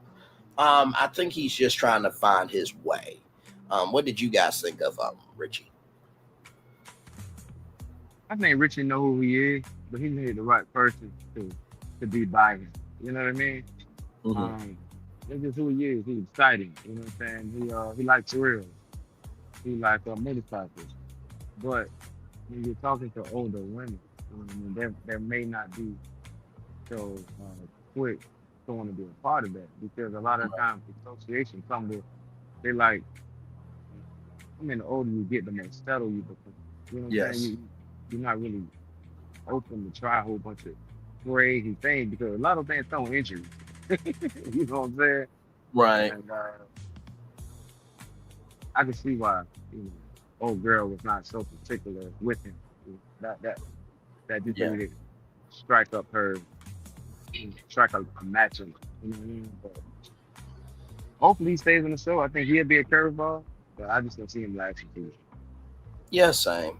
And not to mention too, you had the Playboy tattoo, which he said that was for his brother. I'm just like, to Emily, like, this is the first time me and this dude, like, give him a chance. Like you so if everybody who wears a Playboy bunny tattoo or a Playboy bunny pin or as a magazine, they are about it. What the hell? I mean kind of, yeah. It definitely, there's definitely a significance to it. That's why, especially when it comes to tattoos, you got to be careful what you get tattooed on you, because tattoos do have meaning, and when people see that stuff, a lot of times you are judged on it. So to have that, and the first excuse, he did admit, like, hey, well, maybe at one point in time in my life, I was a Playboy, but this is actually for my brother, even though Emily was not there for it at all. Not at all. I feel like it didn't matter what he said. She just wasn't feeling him anyway. So it wouldn't have mattered if he didn't ride motorcycles, like to be in the library and, sip bubble tea. Or milk tea, whatever. I don't know. No, exactly right. It seemed like just his existence was a crime. Like, Mm-hmm. Okay. And not to mention too, what if you get to know him later on down the line? Because this process has changed many people. It's changed many connections. So the person you think that you don't like, you actually may end up liking them. What if you actually meet his brother and his brother's like, actually, they do call me Playboy. Then you're gonna look dumb. Like, everything is open to interpretation. You know what I mean? Just because I have a Mickey Mouse pin on me doesn't mean I'm a child. I just like Disney. Like, it's the first meeting. Like, damn, really?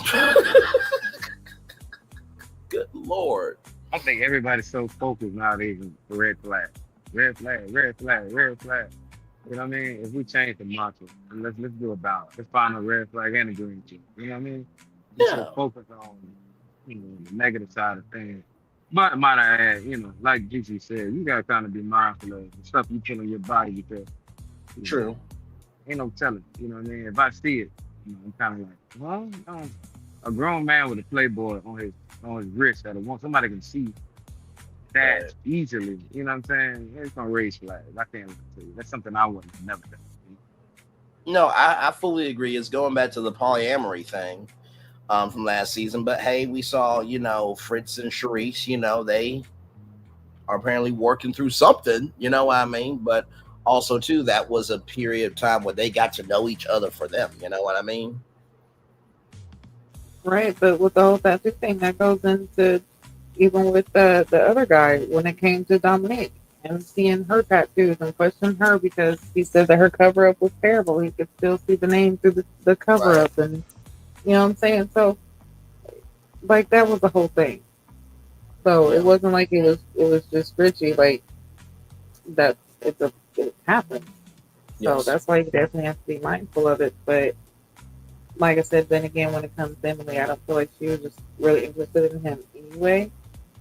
Yes. But I mean, he does, especially him being someone with vitiligo and being on the show, shows that hey, he's at least confident in himself enough to come on the show. But I mean, he's not going to be everybody's cup of tea. But Right. I just don't feel like I don't like the demeanor that she had. And it wasn't even just her opinion; it was just how she had it. Period. The eye rolls, Yes. just the blank face, no smiles, just Very displacing. yeah. Very displacing. Now, let me tell you something. This woman's smile here, my Lord Jesus, and she's a mathematician. And let me tell you something. I said to my mom, I'm like, you know what? I'm really tired of these standardized tests and stuff like that. She was like, well, you may marry a mathematician. I'm like, I ain't marrying no mathematician now. This one might change my mind because she seems like this nerdy girl who's a freak on the low. Okay, I mean, just the dress was dressing, the hair was hairing, and her and Vince, it was just like he was just taken aback, like, oh wow, okay, I laugh all the time, but you're actually intelligent. It was like a Beauty and the Geek type of thing, but I really felt from their small interaction, I really felt that there Ah, was something. Listen, I mean, I would purposely fail just to stay after class, and she was my professor. Good Lord Jesus. So me plus your phone equals you able to call me. Oh, I'm sorry. We're not doing that type of math. My bad. My bad, Donna. I'm sorry. I'm sorry. My bad. My bad. My bad. Listen. But I really do feel like Vince and Donna could be potentially something there because it felt like a genuine interaction with them. So what did you guys think of Donna and Vince and Donna as a person? I I definitely like Donna, um, especially the fact that she's a mathematician because I love math. Like my husband knows how much I love math.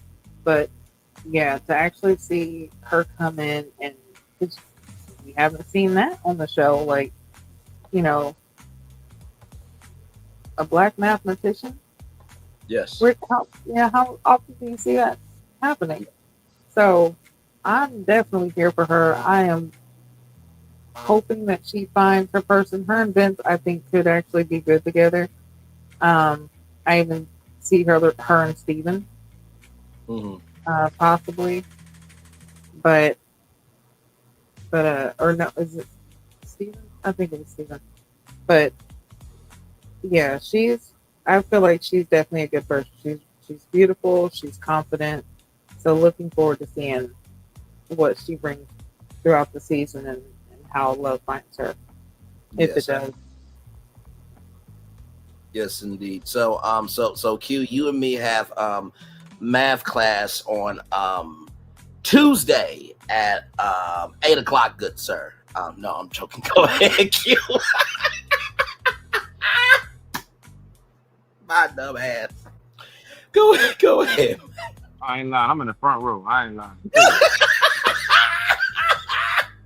Front. Oh, home room. I'm there. Listen, you be in the front row. I'll be the teacher's assistant. No, let me stop playing. Go ahead, give it your I'm opinion. gonna take that class. That's one class. Come on. I'm telling you. But one thing I do, I like her presentation, and that's really dope. You know what I'm saying? She became very modest, nothing too overwhelming. You know what I mean? Just she Yes. seemed down to earth. You know what I'm saying? Had a great conversation with old boy. Hopefully that's the start of something that they can nurture and become something more. Um, so I'm really high on her. You know what I'm saying?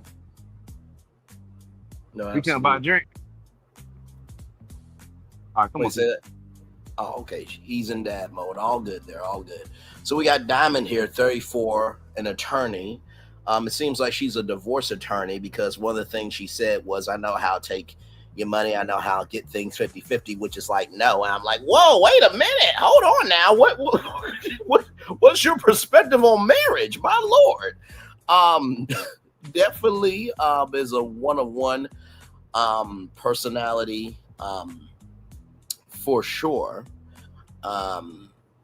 So I would say interesting, if nothing else. What did y'all think of Diamond?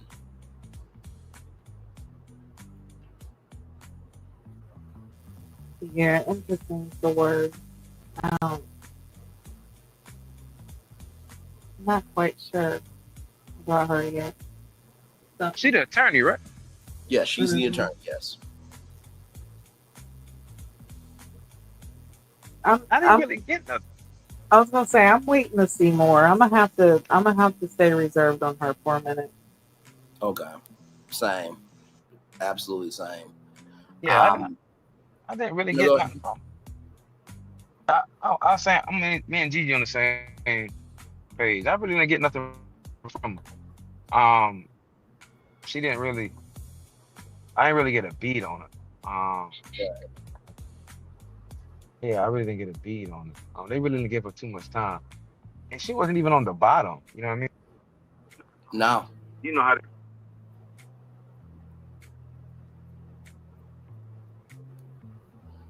you know Yeah, how she. the show is a lot of times. They kind of really put emphasis on people who really going to be eliminated.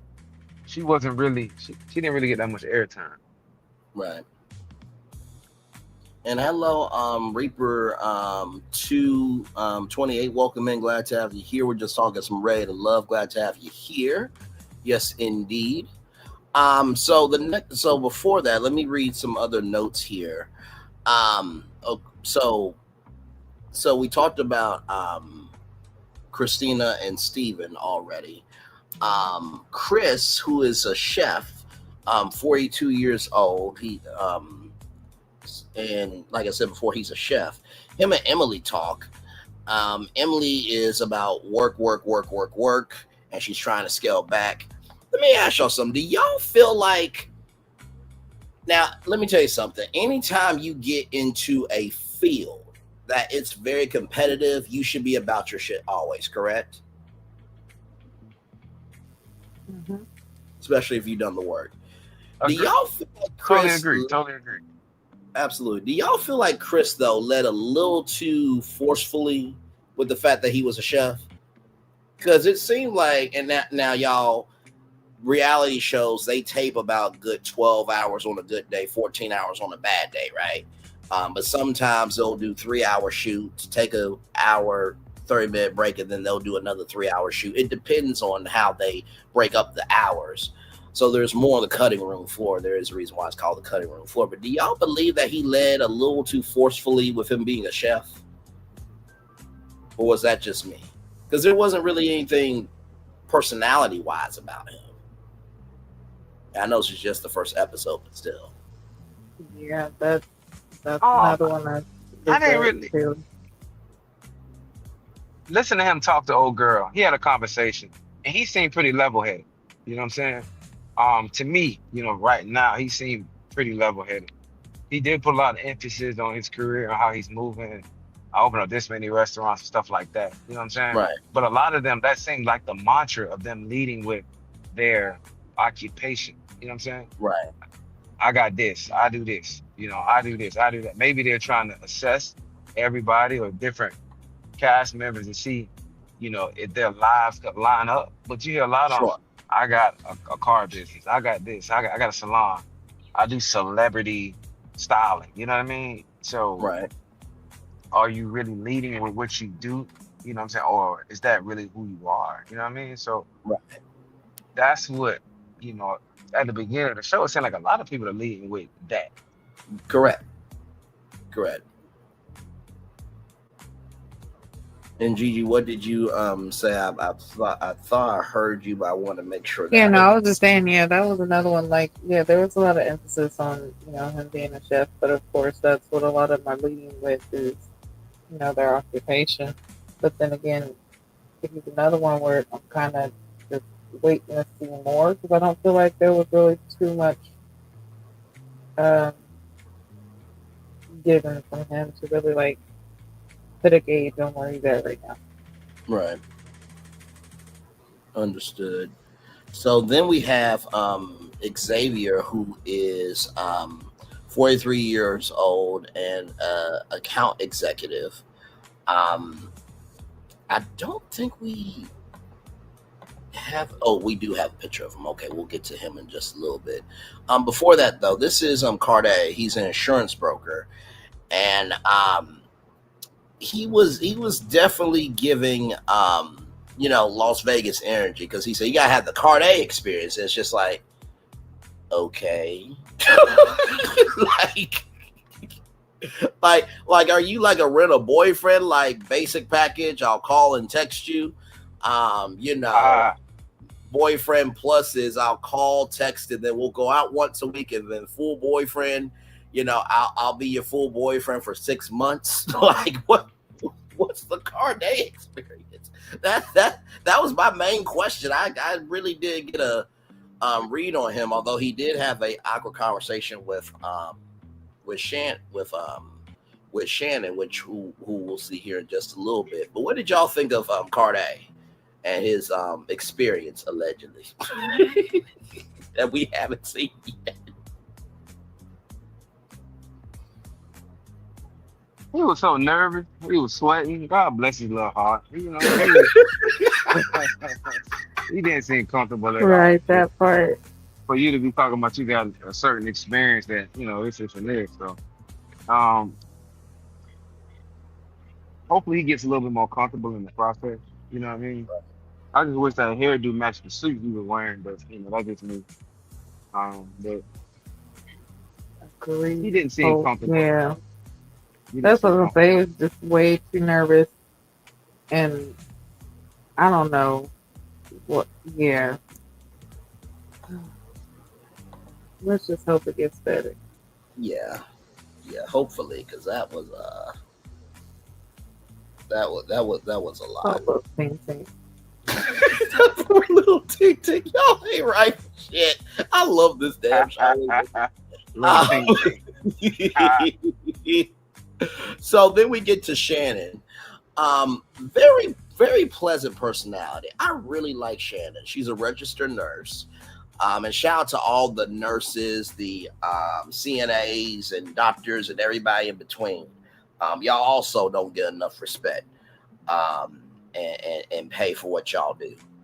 Because personally, if I was president, everybody's student loan debt in the medical field will be canceled. Because without y'all, we can't live for shit. But I thought very pleasant.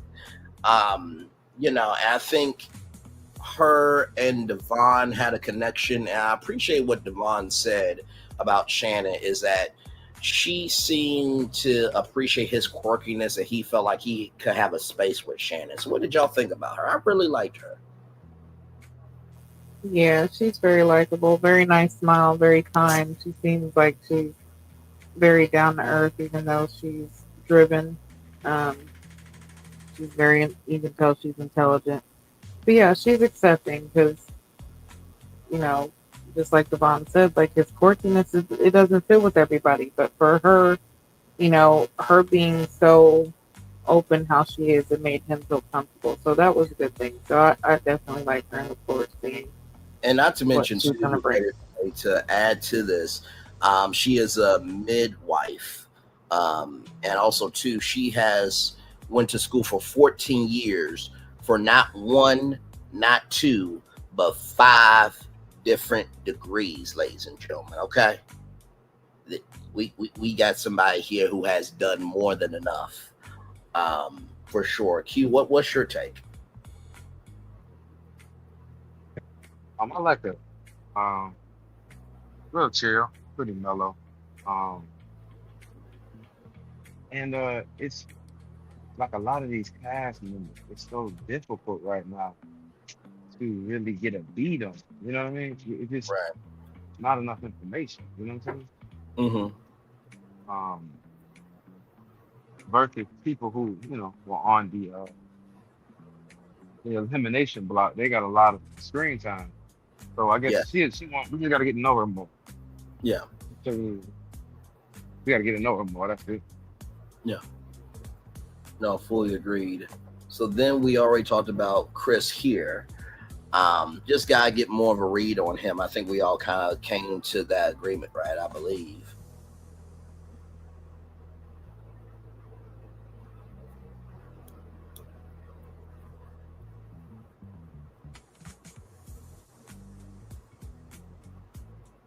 Hello? Yeah, definitely got to get more of a read.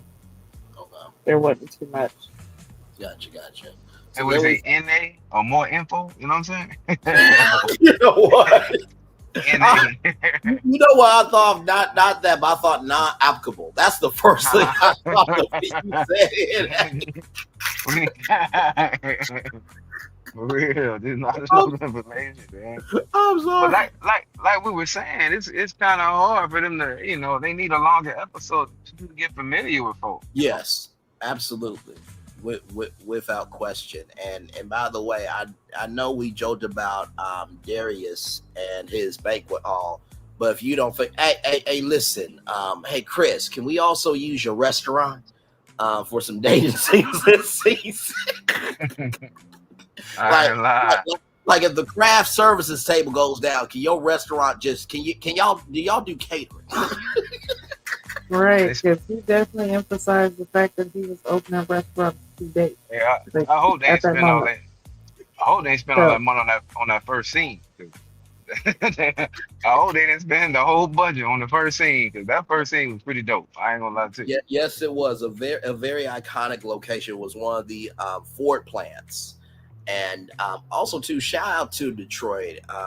Q, before you got here, we actually played the Chrysler Detroit commercial with Eminem because I'm just like, this is Detroit, so we gotta do it right. And the way they have revived that city so well, and then of course I brought out a new theme song. I'll send you the link, and Gigi got to hear it, and she thought it was fire. So can't wait for you to hear that. But the way that they are really allowing Detroit to be a part of the season is just well done, just well done. And then finally we have Xavier here, 43, senior account executive. Gigi, did you really have to get this shot like this? It looked like he's sleeping in his confession. when I say that my camera was not trying to work with me, I got the shot that I could. When I finally got, I was like, listen, I'm moving on. However he looks, But they do like he dozing off. I ain't gonna lie to you. right. Oh my God. So, with that being said, I don't think I was able to get a read on Xavier too much.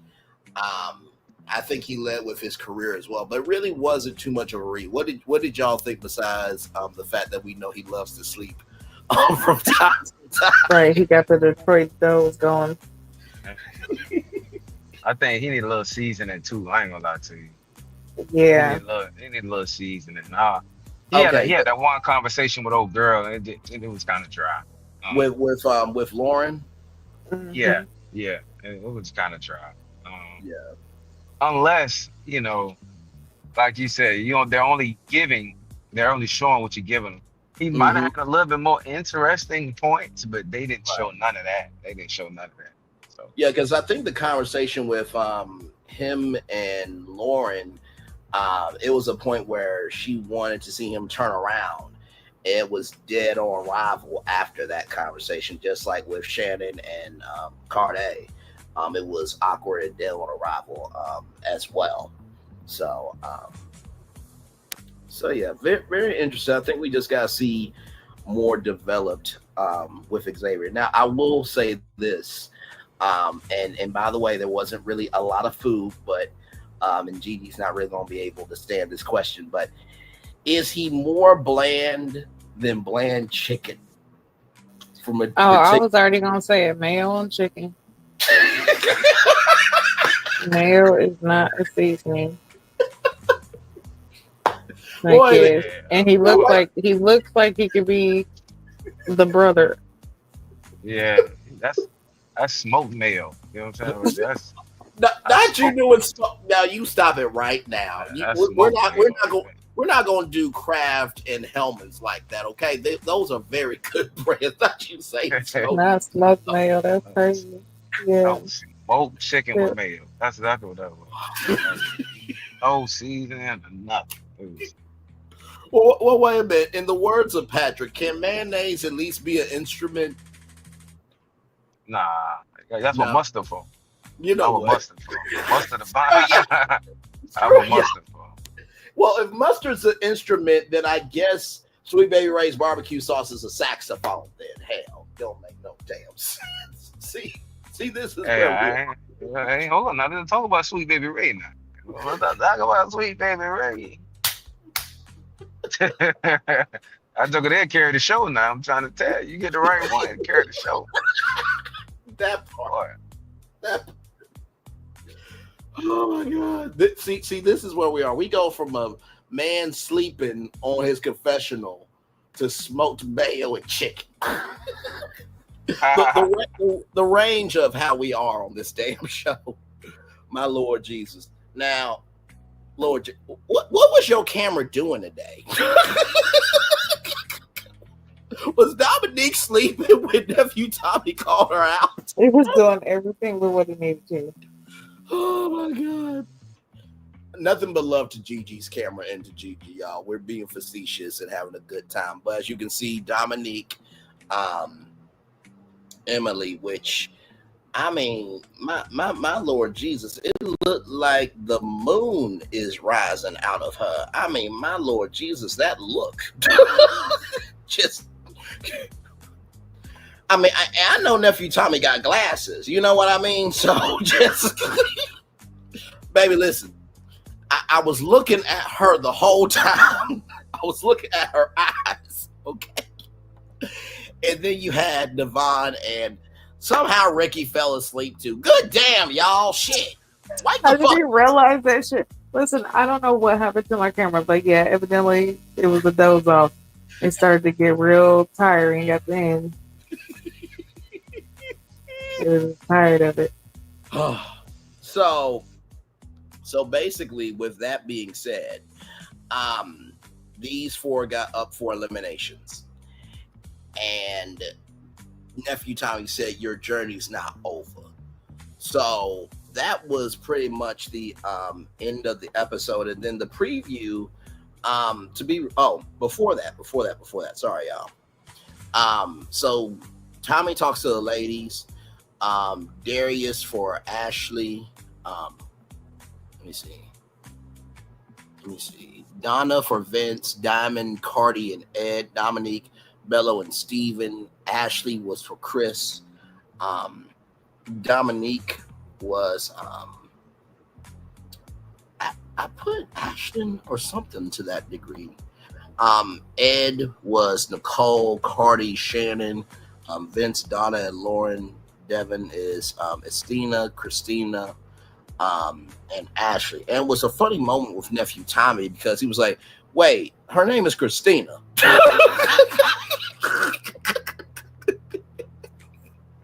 I'm like, not nephew Tommy trying to keep his check. He was like, no, listen, her name is Christina. No, it's actually Stina.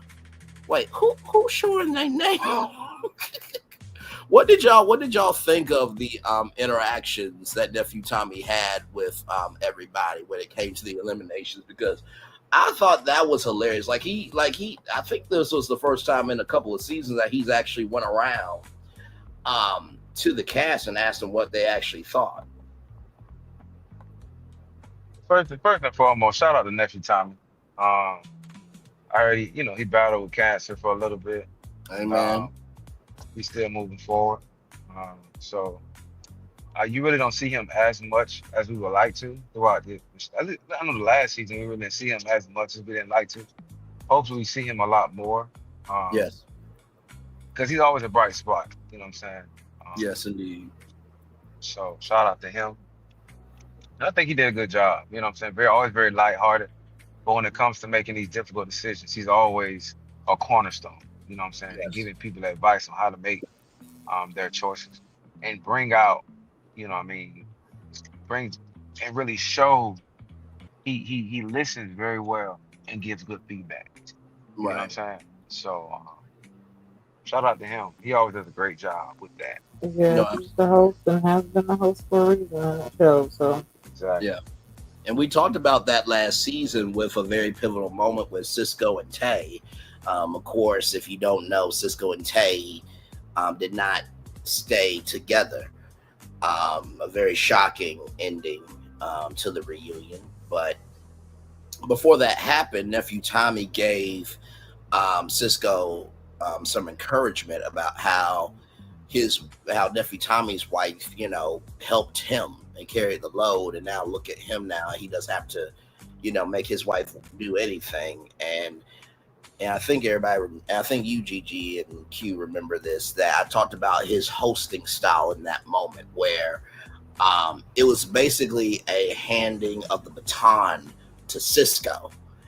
And I think you said, Gigi, in a couple of comments, I believe, that, nephew Tommy seems like he doesn't want to be there or he's leaving as the host. And we talked about how this show needs that type of grown host where, depending on the show, you need an engaging host. So, for example, Who Wants to Be a Millionaire? Regis was there for 15 questions and he was there the whole time. But with nephew Tommy, he's more of a conduit for your experience. And you need somebody that understands that, hey, we 30, 40, and 50. We ain't got time to play house because we're trying to create life. So yes, indeed. Bro, that very well said. Very well said. Very well said. I couldn't articulate the word to even say that. Very well said. He is very much like a conduit. Very much. Yeah. You done a great job, by the way, my boy. You done a great job.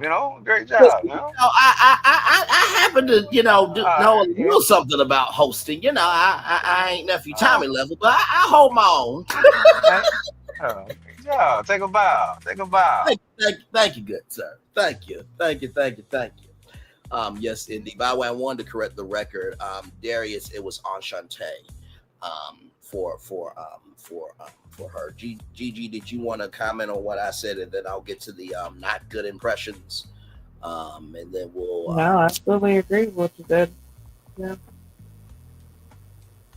we've all agreed that Tommy is definitely nephew Tommy is the host and has been the host since day one, and I feel like Will Packer knew what he was doing when he had him host this show, and this is also why the show has been so successful. Yes. Absolutely. So then we get to another thing. One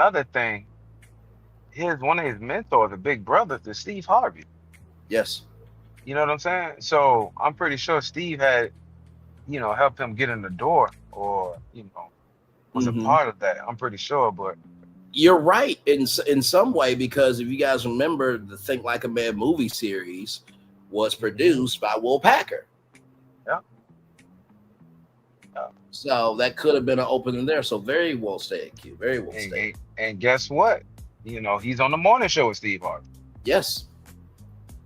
So, which I don't know if they do Ready to Love recaps, but I'm just like, you got the host of the #1 black dating show on TV. Like,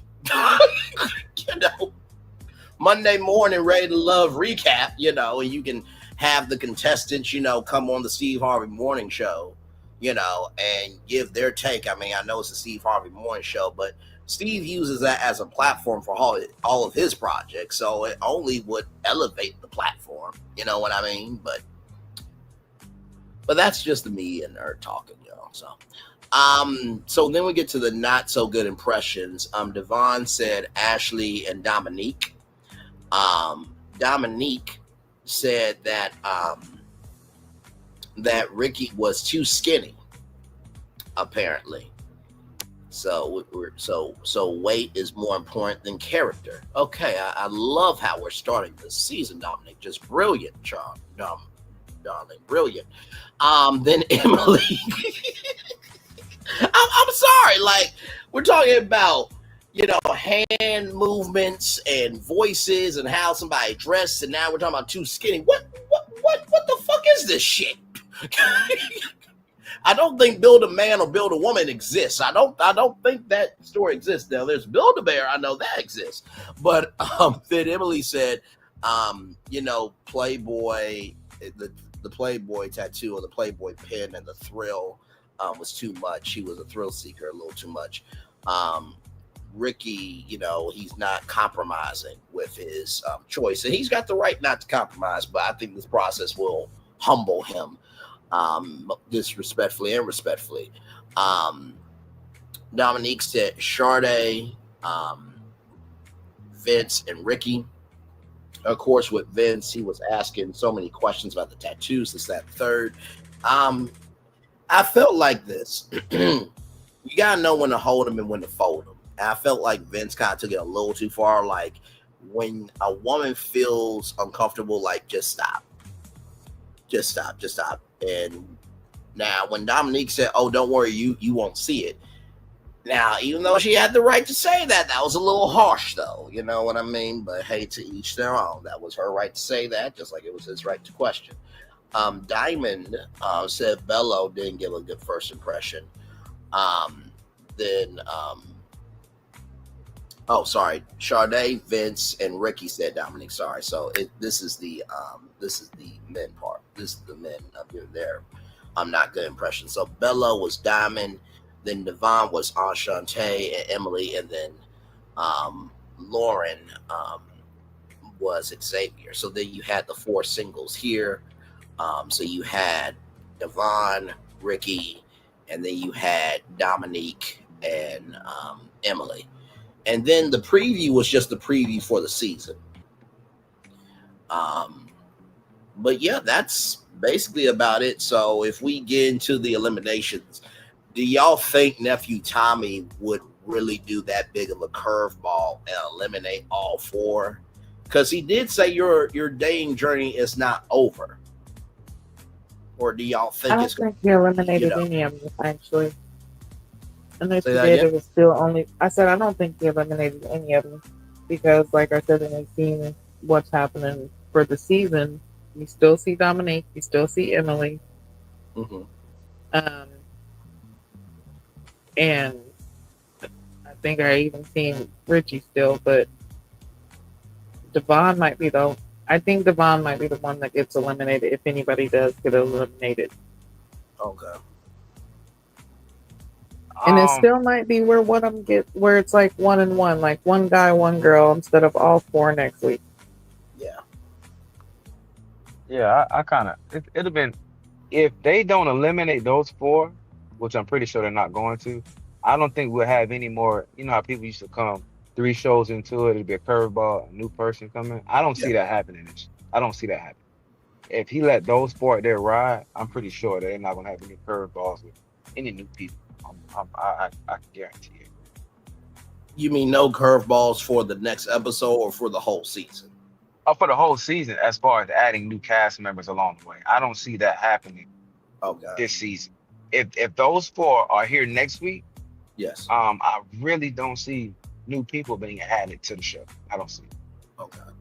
No, I think that makes sense because, like Nephew Tommy said, he would do, the 5 and 5, and that would open curveballs, right?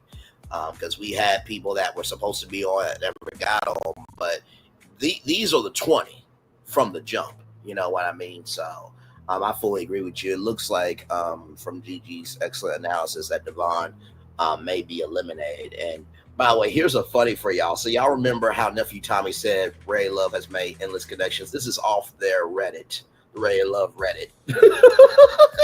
Where are they at?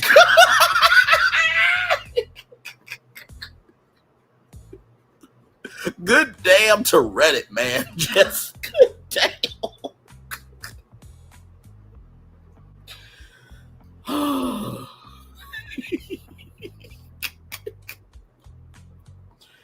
Listen, you can make fun of the nephew Tommy for saying where they at with endless connections, but what you cannot make fun of is that the show has been on TV for 11 seasons. You cannot make fun of that. That has actually happened. So, you know. Bingo, 11 seasons, bro, and ticking. That And part. ticking. I can see That Chicago coming up next. Yes, Chicago will be up next. And you know what will be really crazy? Like, I remember when Oprah, you know, she did a special message for Love and Marriage Huntsville, and she did a show for you know, Ready to Love when they made to their 100th episode. Can you imagine for the 12th season if, like, hang on, y'all, I got somebody who's gonna motivate y'all about love, and Oprah and Stedman come out and like give the couples advice and stuff? Like, that's basically Oprah's home, essentially. Like, she owns Chicago. So like, imagine Oprah coming on the season premiere of the Chicago season of Ready to Love. That would be crazy, bro. Because you really don't see Oprah really making too many appearances like that. Yeah. For her to do something like that would send the show through the ratings to the roof. Like, Yeah. you know what I'm saying? I would love to see Oprah. You know what I'm saying? Because you really don't see her that on TV. Yeah. And this wouldn't be, y'all, she would be there for, you know, the whole season. It would just be for the, you know, the season premiere.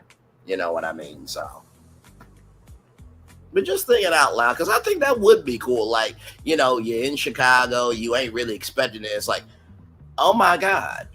Like that's actually, oh my, she's here to advise us on love. Like, oh my God, Stedman's here? What the hell? Like, because if you think about, like, Oprah is multi-generational, you know what I mean? And all of them has seen Oprah in one shape, form, or fashion. So just imagine, you know, that impactful memory happening in the season premiere would be crazy.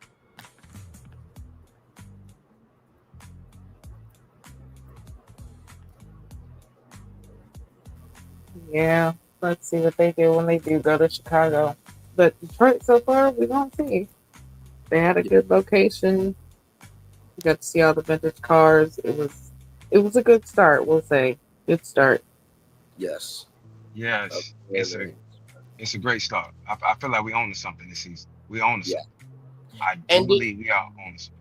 absolutely. And did y'all notice how, like, with Philadelphia, we made the show, but with this season premiere, like, the show and us were complimentary of each other. Like, we didn't have to do too much.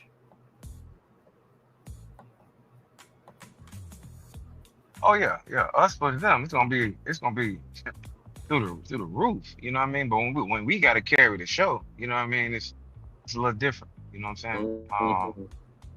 I feel like I wonder if they just were trying to hurry up and fill a void with throwing that season together. It looked like they Mhm. took their time. You know what I'm saying, with this season, and they're more. Um, I feel like they want to give a good depiction of Detroit, along with, you don't want to give us the vibe of Detroit and the people. You know what I'm saying? I Right. really feel like that's what they're trying to do. And they're doing it so far. Yeah.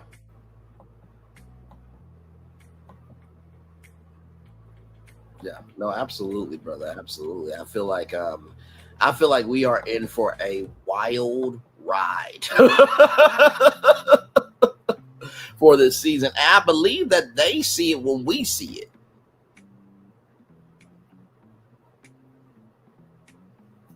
Yeah, I think so. So it should be very, very interesting. Hopefully, we get to talk to some of them, because we Right. have talked to some of the cast members in the back. Um, um, in previous seasons, rather. So.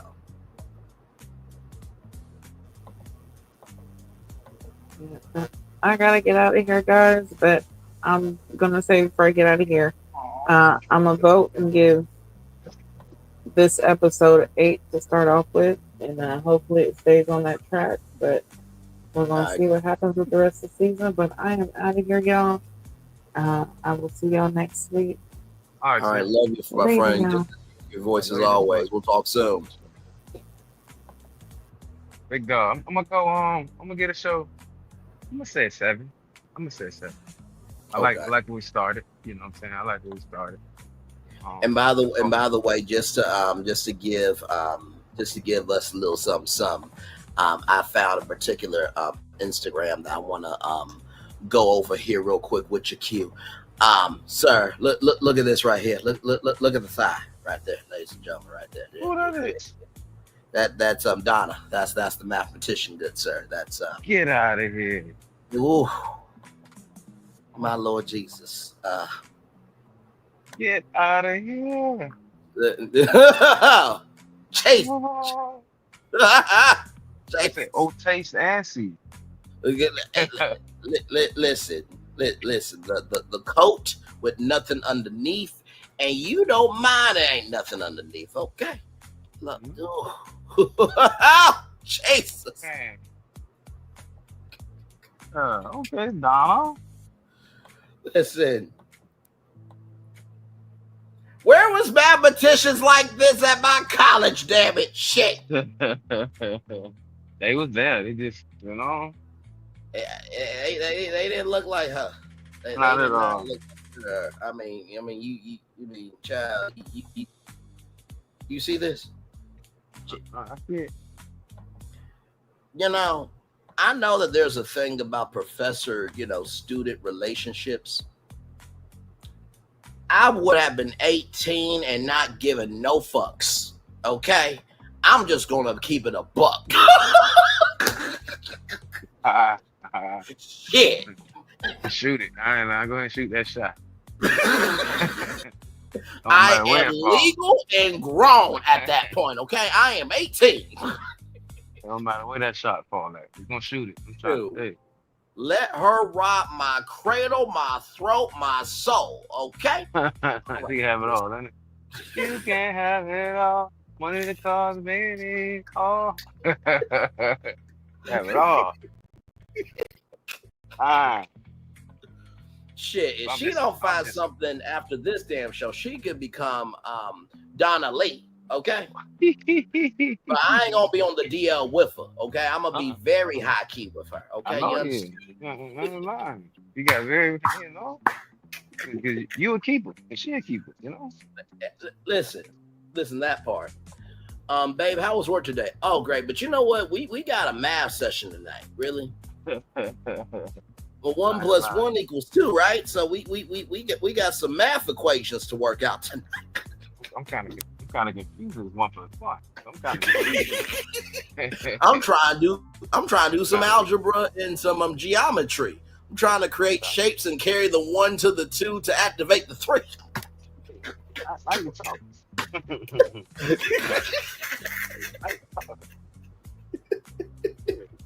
Don't forget about it. The 2 and the 2. Solana would do a come on, guys, but like, come on, guys. in the same token, like, remember when she like rolled for that dude all season on Ready to Love, Make a Move all season? Oh yeah. I mean all season. That was crazy.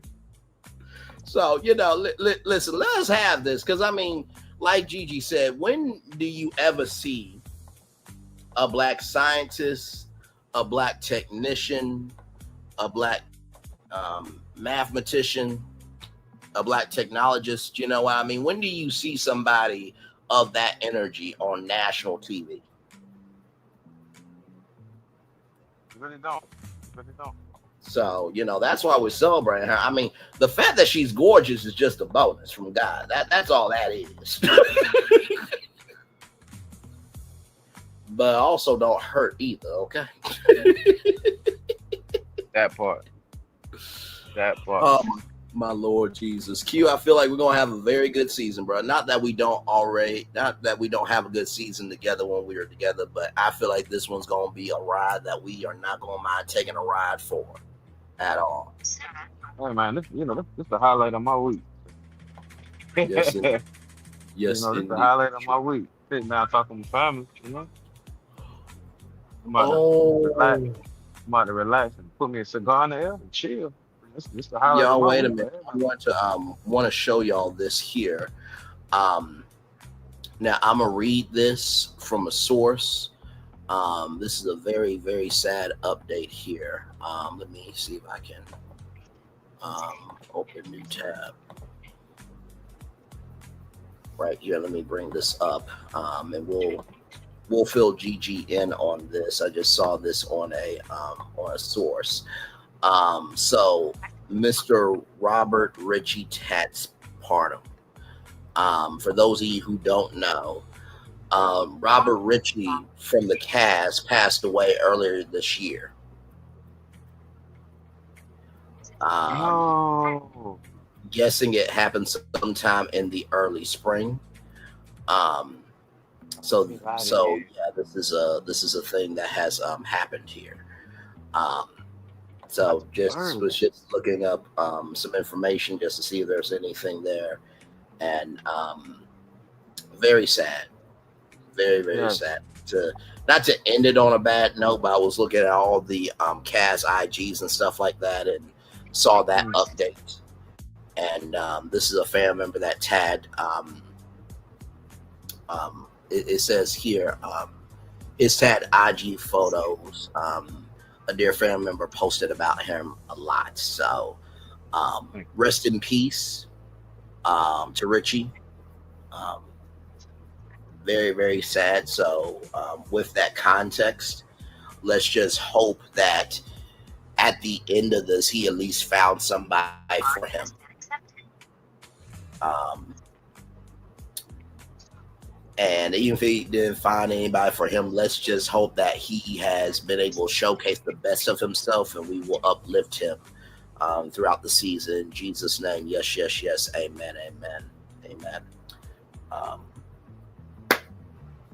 wow. So.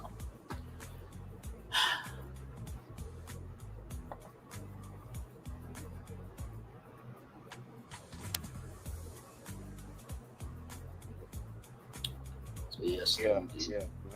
That's crazy. But moment of silence for him. Yeah, Man, that's crazy. absolutely. I think that's probably the first time that has happened in Ray Love history, I believe. Yeah.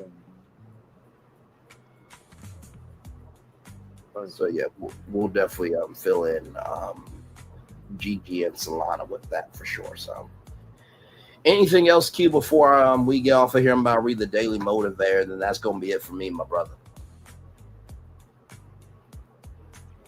It's all on you, big dog. It's all on you. All right, my man. Let's do what we do with the Daily Motivator here, and then we will head on out here.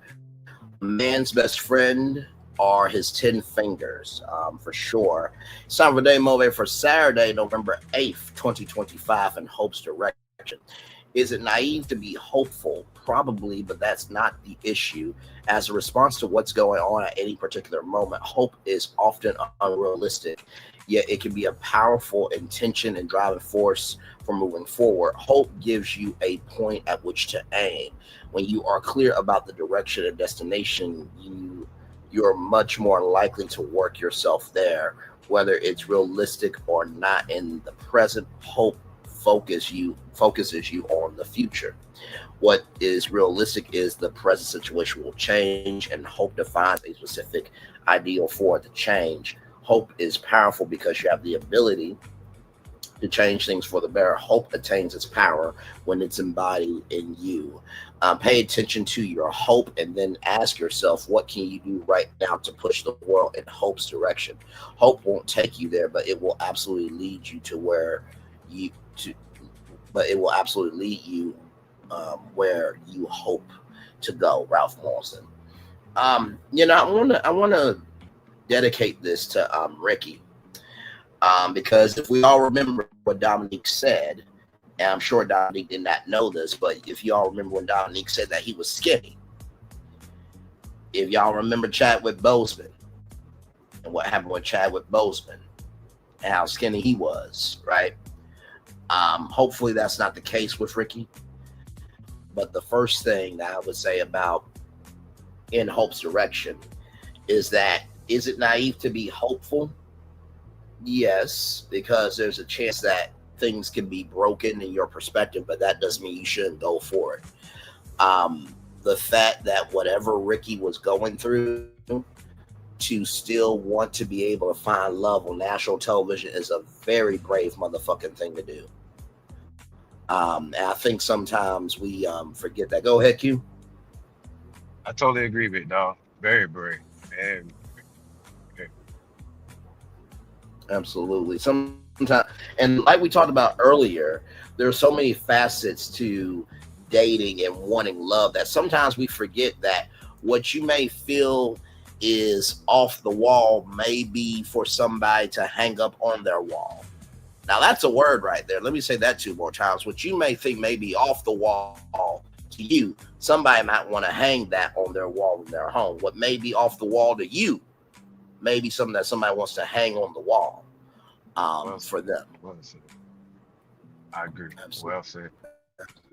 Thank you, good sir. The second thing I will say to you is whether it's realistic or not in the present, hope focuses you on the future.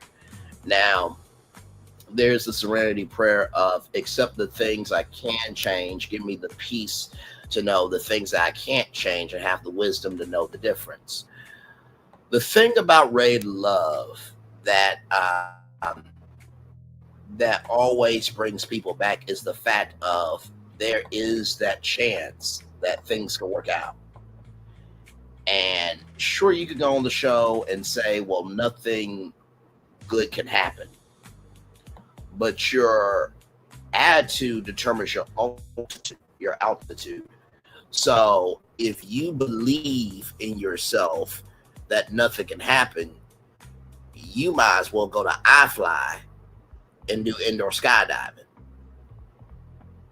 It will be a simulation of what can be, but you won't really get there. But if you believe that you could jump out of a plane 30,000 feet in the air and have somebody to trust and have somebody as a trusty companion, then you'll be able to jump out that plane. The reason why we don't go for hope is because we don't know the outcome. But here's the gag. If you don't believe in hope, the outcome is failure anyway. It's just like when somebody says, well, I'm not going to enter in that sweepstakes, or I'm not going to go out to this, or I'm not going to do this, that, and the third. Well, guess what? You ain't doing it no how. So the outcome is you haven't won anything. Right? So the second thing that I will say to you is, whether it's realistic or not, always have hope for something. Because when you don't have hope for anything, nothing will happen. Exactly. And no, go ahead, Q. I'm sorry, brother. Hope is all we got. Yes, indeed. And finally, the last thing I will say is pay attention to your hope and then ask yourself, what can you do right now to push the world in hope's direction? The best thing you can do for that to happen is to give the best you got. And believe me, for everybody that has been rejected, everybody eventually gets accepted. And here's the gag. Where you get accepted is where you're supposed to be. Where you get rejected is where you want it to be. I'm going to say that 2 more times. Where you get rejected is where you want it to be. But where you get accepted is where you need it to be. Where you get rejected from is where you want to be.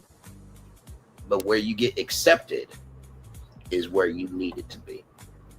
It's all a part of the process. All a part of the process. That's it. Because guess what? Sometimes the person that really is going to accept you may not even be through Ready to Love. Sometimes you have to be seen so you can be embraced by the right one. And then there are times where maybe after the process, you really have the space to get to know somebody for them. So, anything else, Q? What did you think of the motivator? I tried to dedicate to Ricky in some capacity, in some shape, form, because I think that motivator related to him in the best way. So go ahead. Very hopeful message. You know what I'm saying? Because we're being pulled in so many different directions nowadays. Like the Bible verse said, hope is everything that's hopeful. Evidence, that's faith. Faith is the evidence of things hoped for. You know what I'm saying? So you need faith and hope works together. But very well said, bro. Very, very well said. It's very applicable. Thank you, sir. So great show today. Can't wait for next week. Yes, sir. Love you as always. Good, sir. If you need me, I'm always here for you. Love you as always. We'll talk soon. For sure. Yes, indeed. All right, everybody. That is our show. We'll be back here next week. No, go ahead. I'm sorry. Oh, you good, bro? You good, big dog? Okay. We'll see you all next week right back here at 6 or 7 o'clock. But stay tuned. Either way, we will be live for damn sure. Get ready. Ready to Love Detroit on every Saturday or Sunday, depending on what's going on. But usually we do Saturdays because it is called an after show for a reason. As for me here, of course, as you guys know, we're watching Potomac.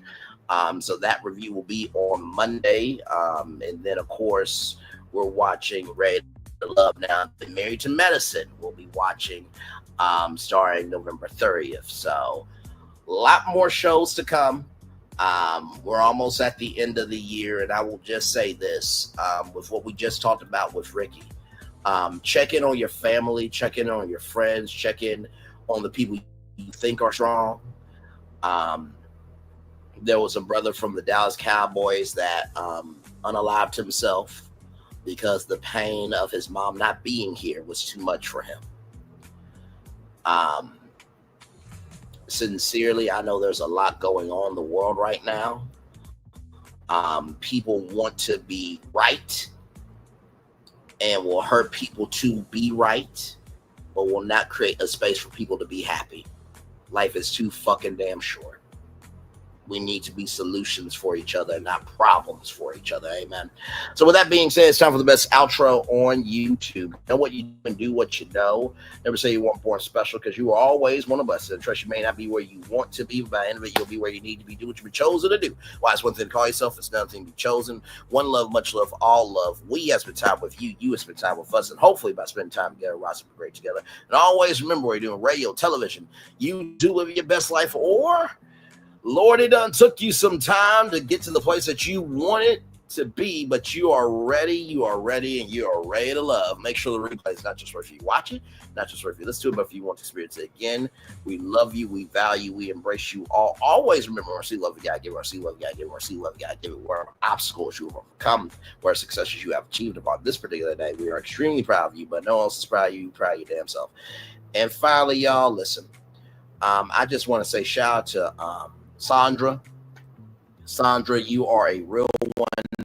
The realest ones are never believed until it is too late for the truth to be heard. Keep being a person causing good trouble. And shout out to all the Santa Clauses, because those are the only Santas that are real. Okay? All right. One love, much love, all love. I feel the love. We feel the love. And we send it right back to you. Have a wonderful, wonderful weekend. Love you all. Bye.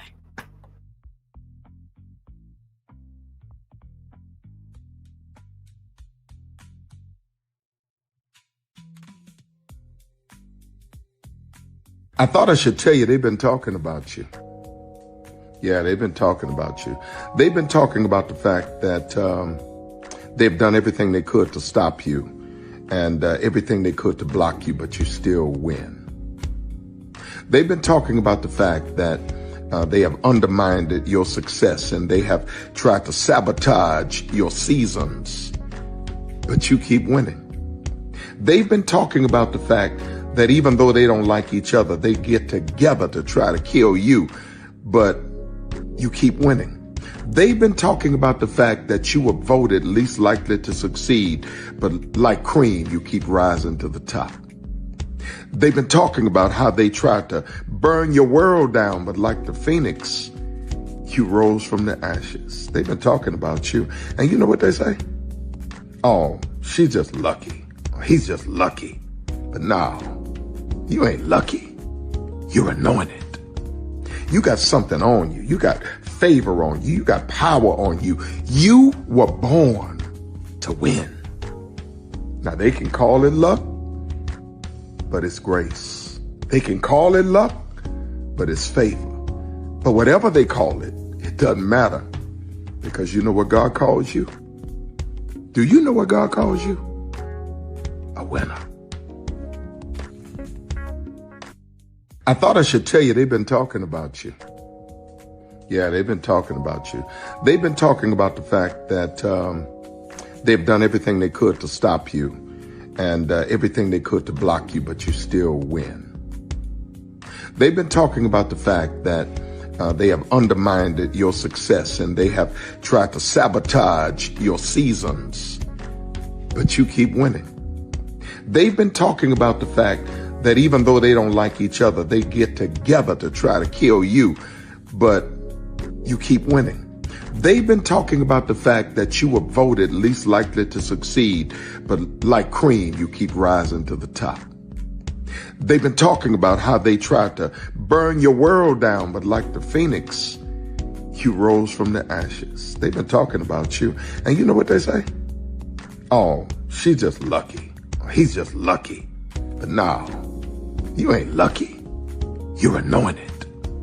You got something on you. You got favor on you. You got power on you. You were born to win.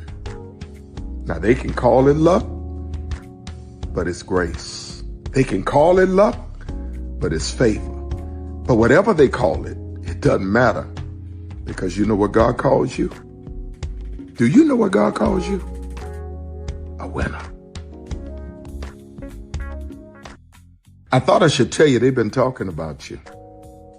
Yeah, they've been talking about you. They've been talking about the fact that they've done everything they could to stop you and everything they could to block you, but you still win.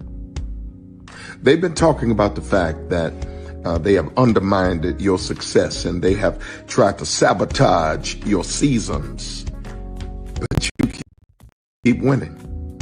They've been talking about the fact that even though they don't like each other, they get together to try to kill you, but you keep winning. They've been talking about the fact that you were voted least likely to succeed, but like cream, you keep rising to the top. They've been talking about how they tried to burn your world down, but like the phoenix, you rose from the ashes. They've been talking about you. And you know what they say? Oh, she's just lucky. He's just lucky. But no, you ain't lucky. You're anointed. You got something on you. You got favor on you. You got power on you. You were born to win. Now they can call it luck, but it's grace. They can call it luck, but it's favor. But whatever they call it, it doesn't matter, because you know what God calls you? Do you know what God calls you? A winner. Good evening. My name is Mark Woodbury. I'm the chairman and CEO of Universal Destinations and Experiences. Well, we're finally here. Tomorrow we begin a new chapter at Universal Orlando Resort as we open Epic Universe. We built this place for you.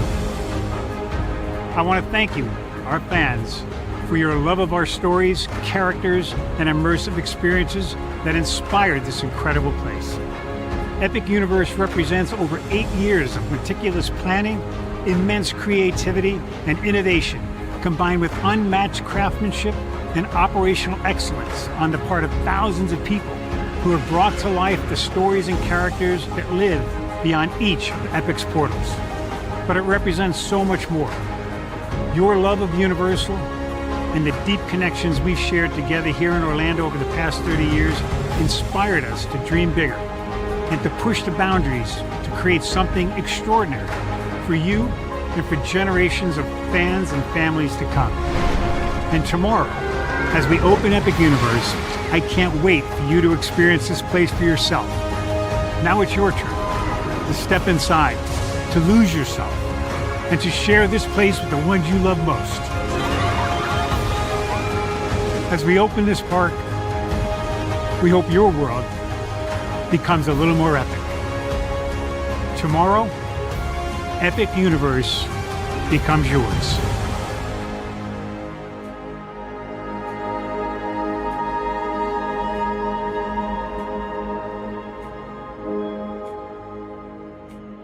Are video games getting too expensive? This episode, we want to find some common ground because the CEOs want to raise the price even more. Not with these broken ass games. $5 million. That's how much San Andreas costs to make. Is it their fault for selling or our fault for buying? Corporations claim all this stuff. Devs say otherwise. Sports gamers, cozy gamers, whatever you call the people who play Power Wash Simulator. I think it stings a little bit more because I'm spending my actual money and my mom is not. Imagine they get rid of all movie theaters and then charge you the same price to watch the same movie at home. That's like every streaming service. It doesn't have to be the longest of games, but am I having fun with it? This is Lex. I'm Ronell. Let's get right into it.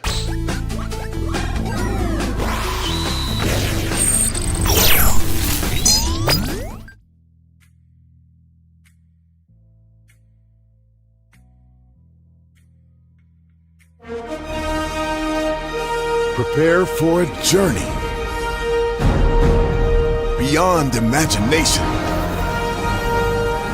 beyond belief, beyond anything you've experienced before. Universal Epic Universe, a new theme park where you'll step through extraordinary portals to 5 immersive worlds. Prepare for a cosmic voyage of discovery, an isle of fire-breathing excitement, a shadowy world of monsters and mystery, new wonders in the wizarding world, and a new way to play. Plus the splendor of a magnificent resort hotel overlooking the park. It's all new excitement at Universal Orlando Resort. A week's worth of vacation thrills with 4 amazing theme parks, a variety of spectacular themed hotels, and incredible dining and entertainment. It's all at Universal Orlando Resort, where you'll find new adventures every day. Explore the astonishing worlds of Universal Epic Universe at Universal Orlando Resort. Because here's the thing, a good streamer can find other content. Because here's the thing, a good streamer can find other content. Because here's the thing, a good streamer can find other content. Child, Braylon been over there doing his thing, minding his GD business, staying out of trouble, trying to get the folks some positive stuff to talk about. Besides lying all the damn time. Child, Braylon been over there doing his thing, minding his GD business, staying out of trouble, trying to get the folks some positive stuff to talk about. Besides lying all the damn time. Child, Braylon been over there doing his thing, minding his GD business, staying out of trouble, trying to get the folks some positive stuff to talk about. Besides lying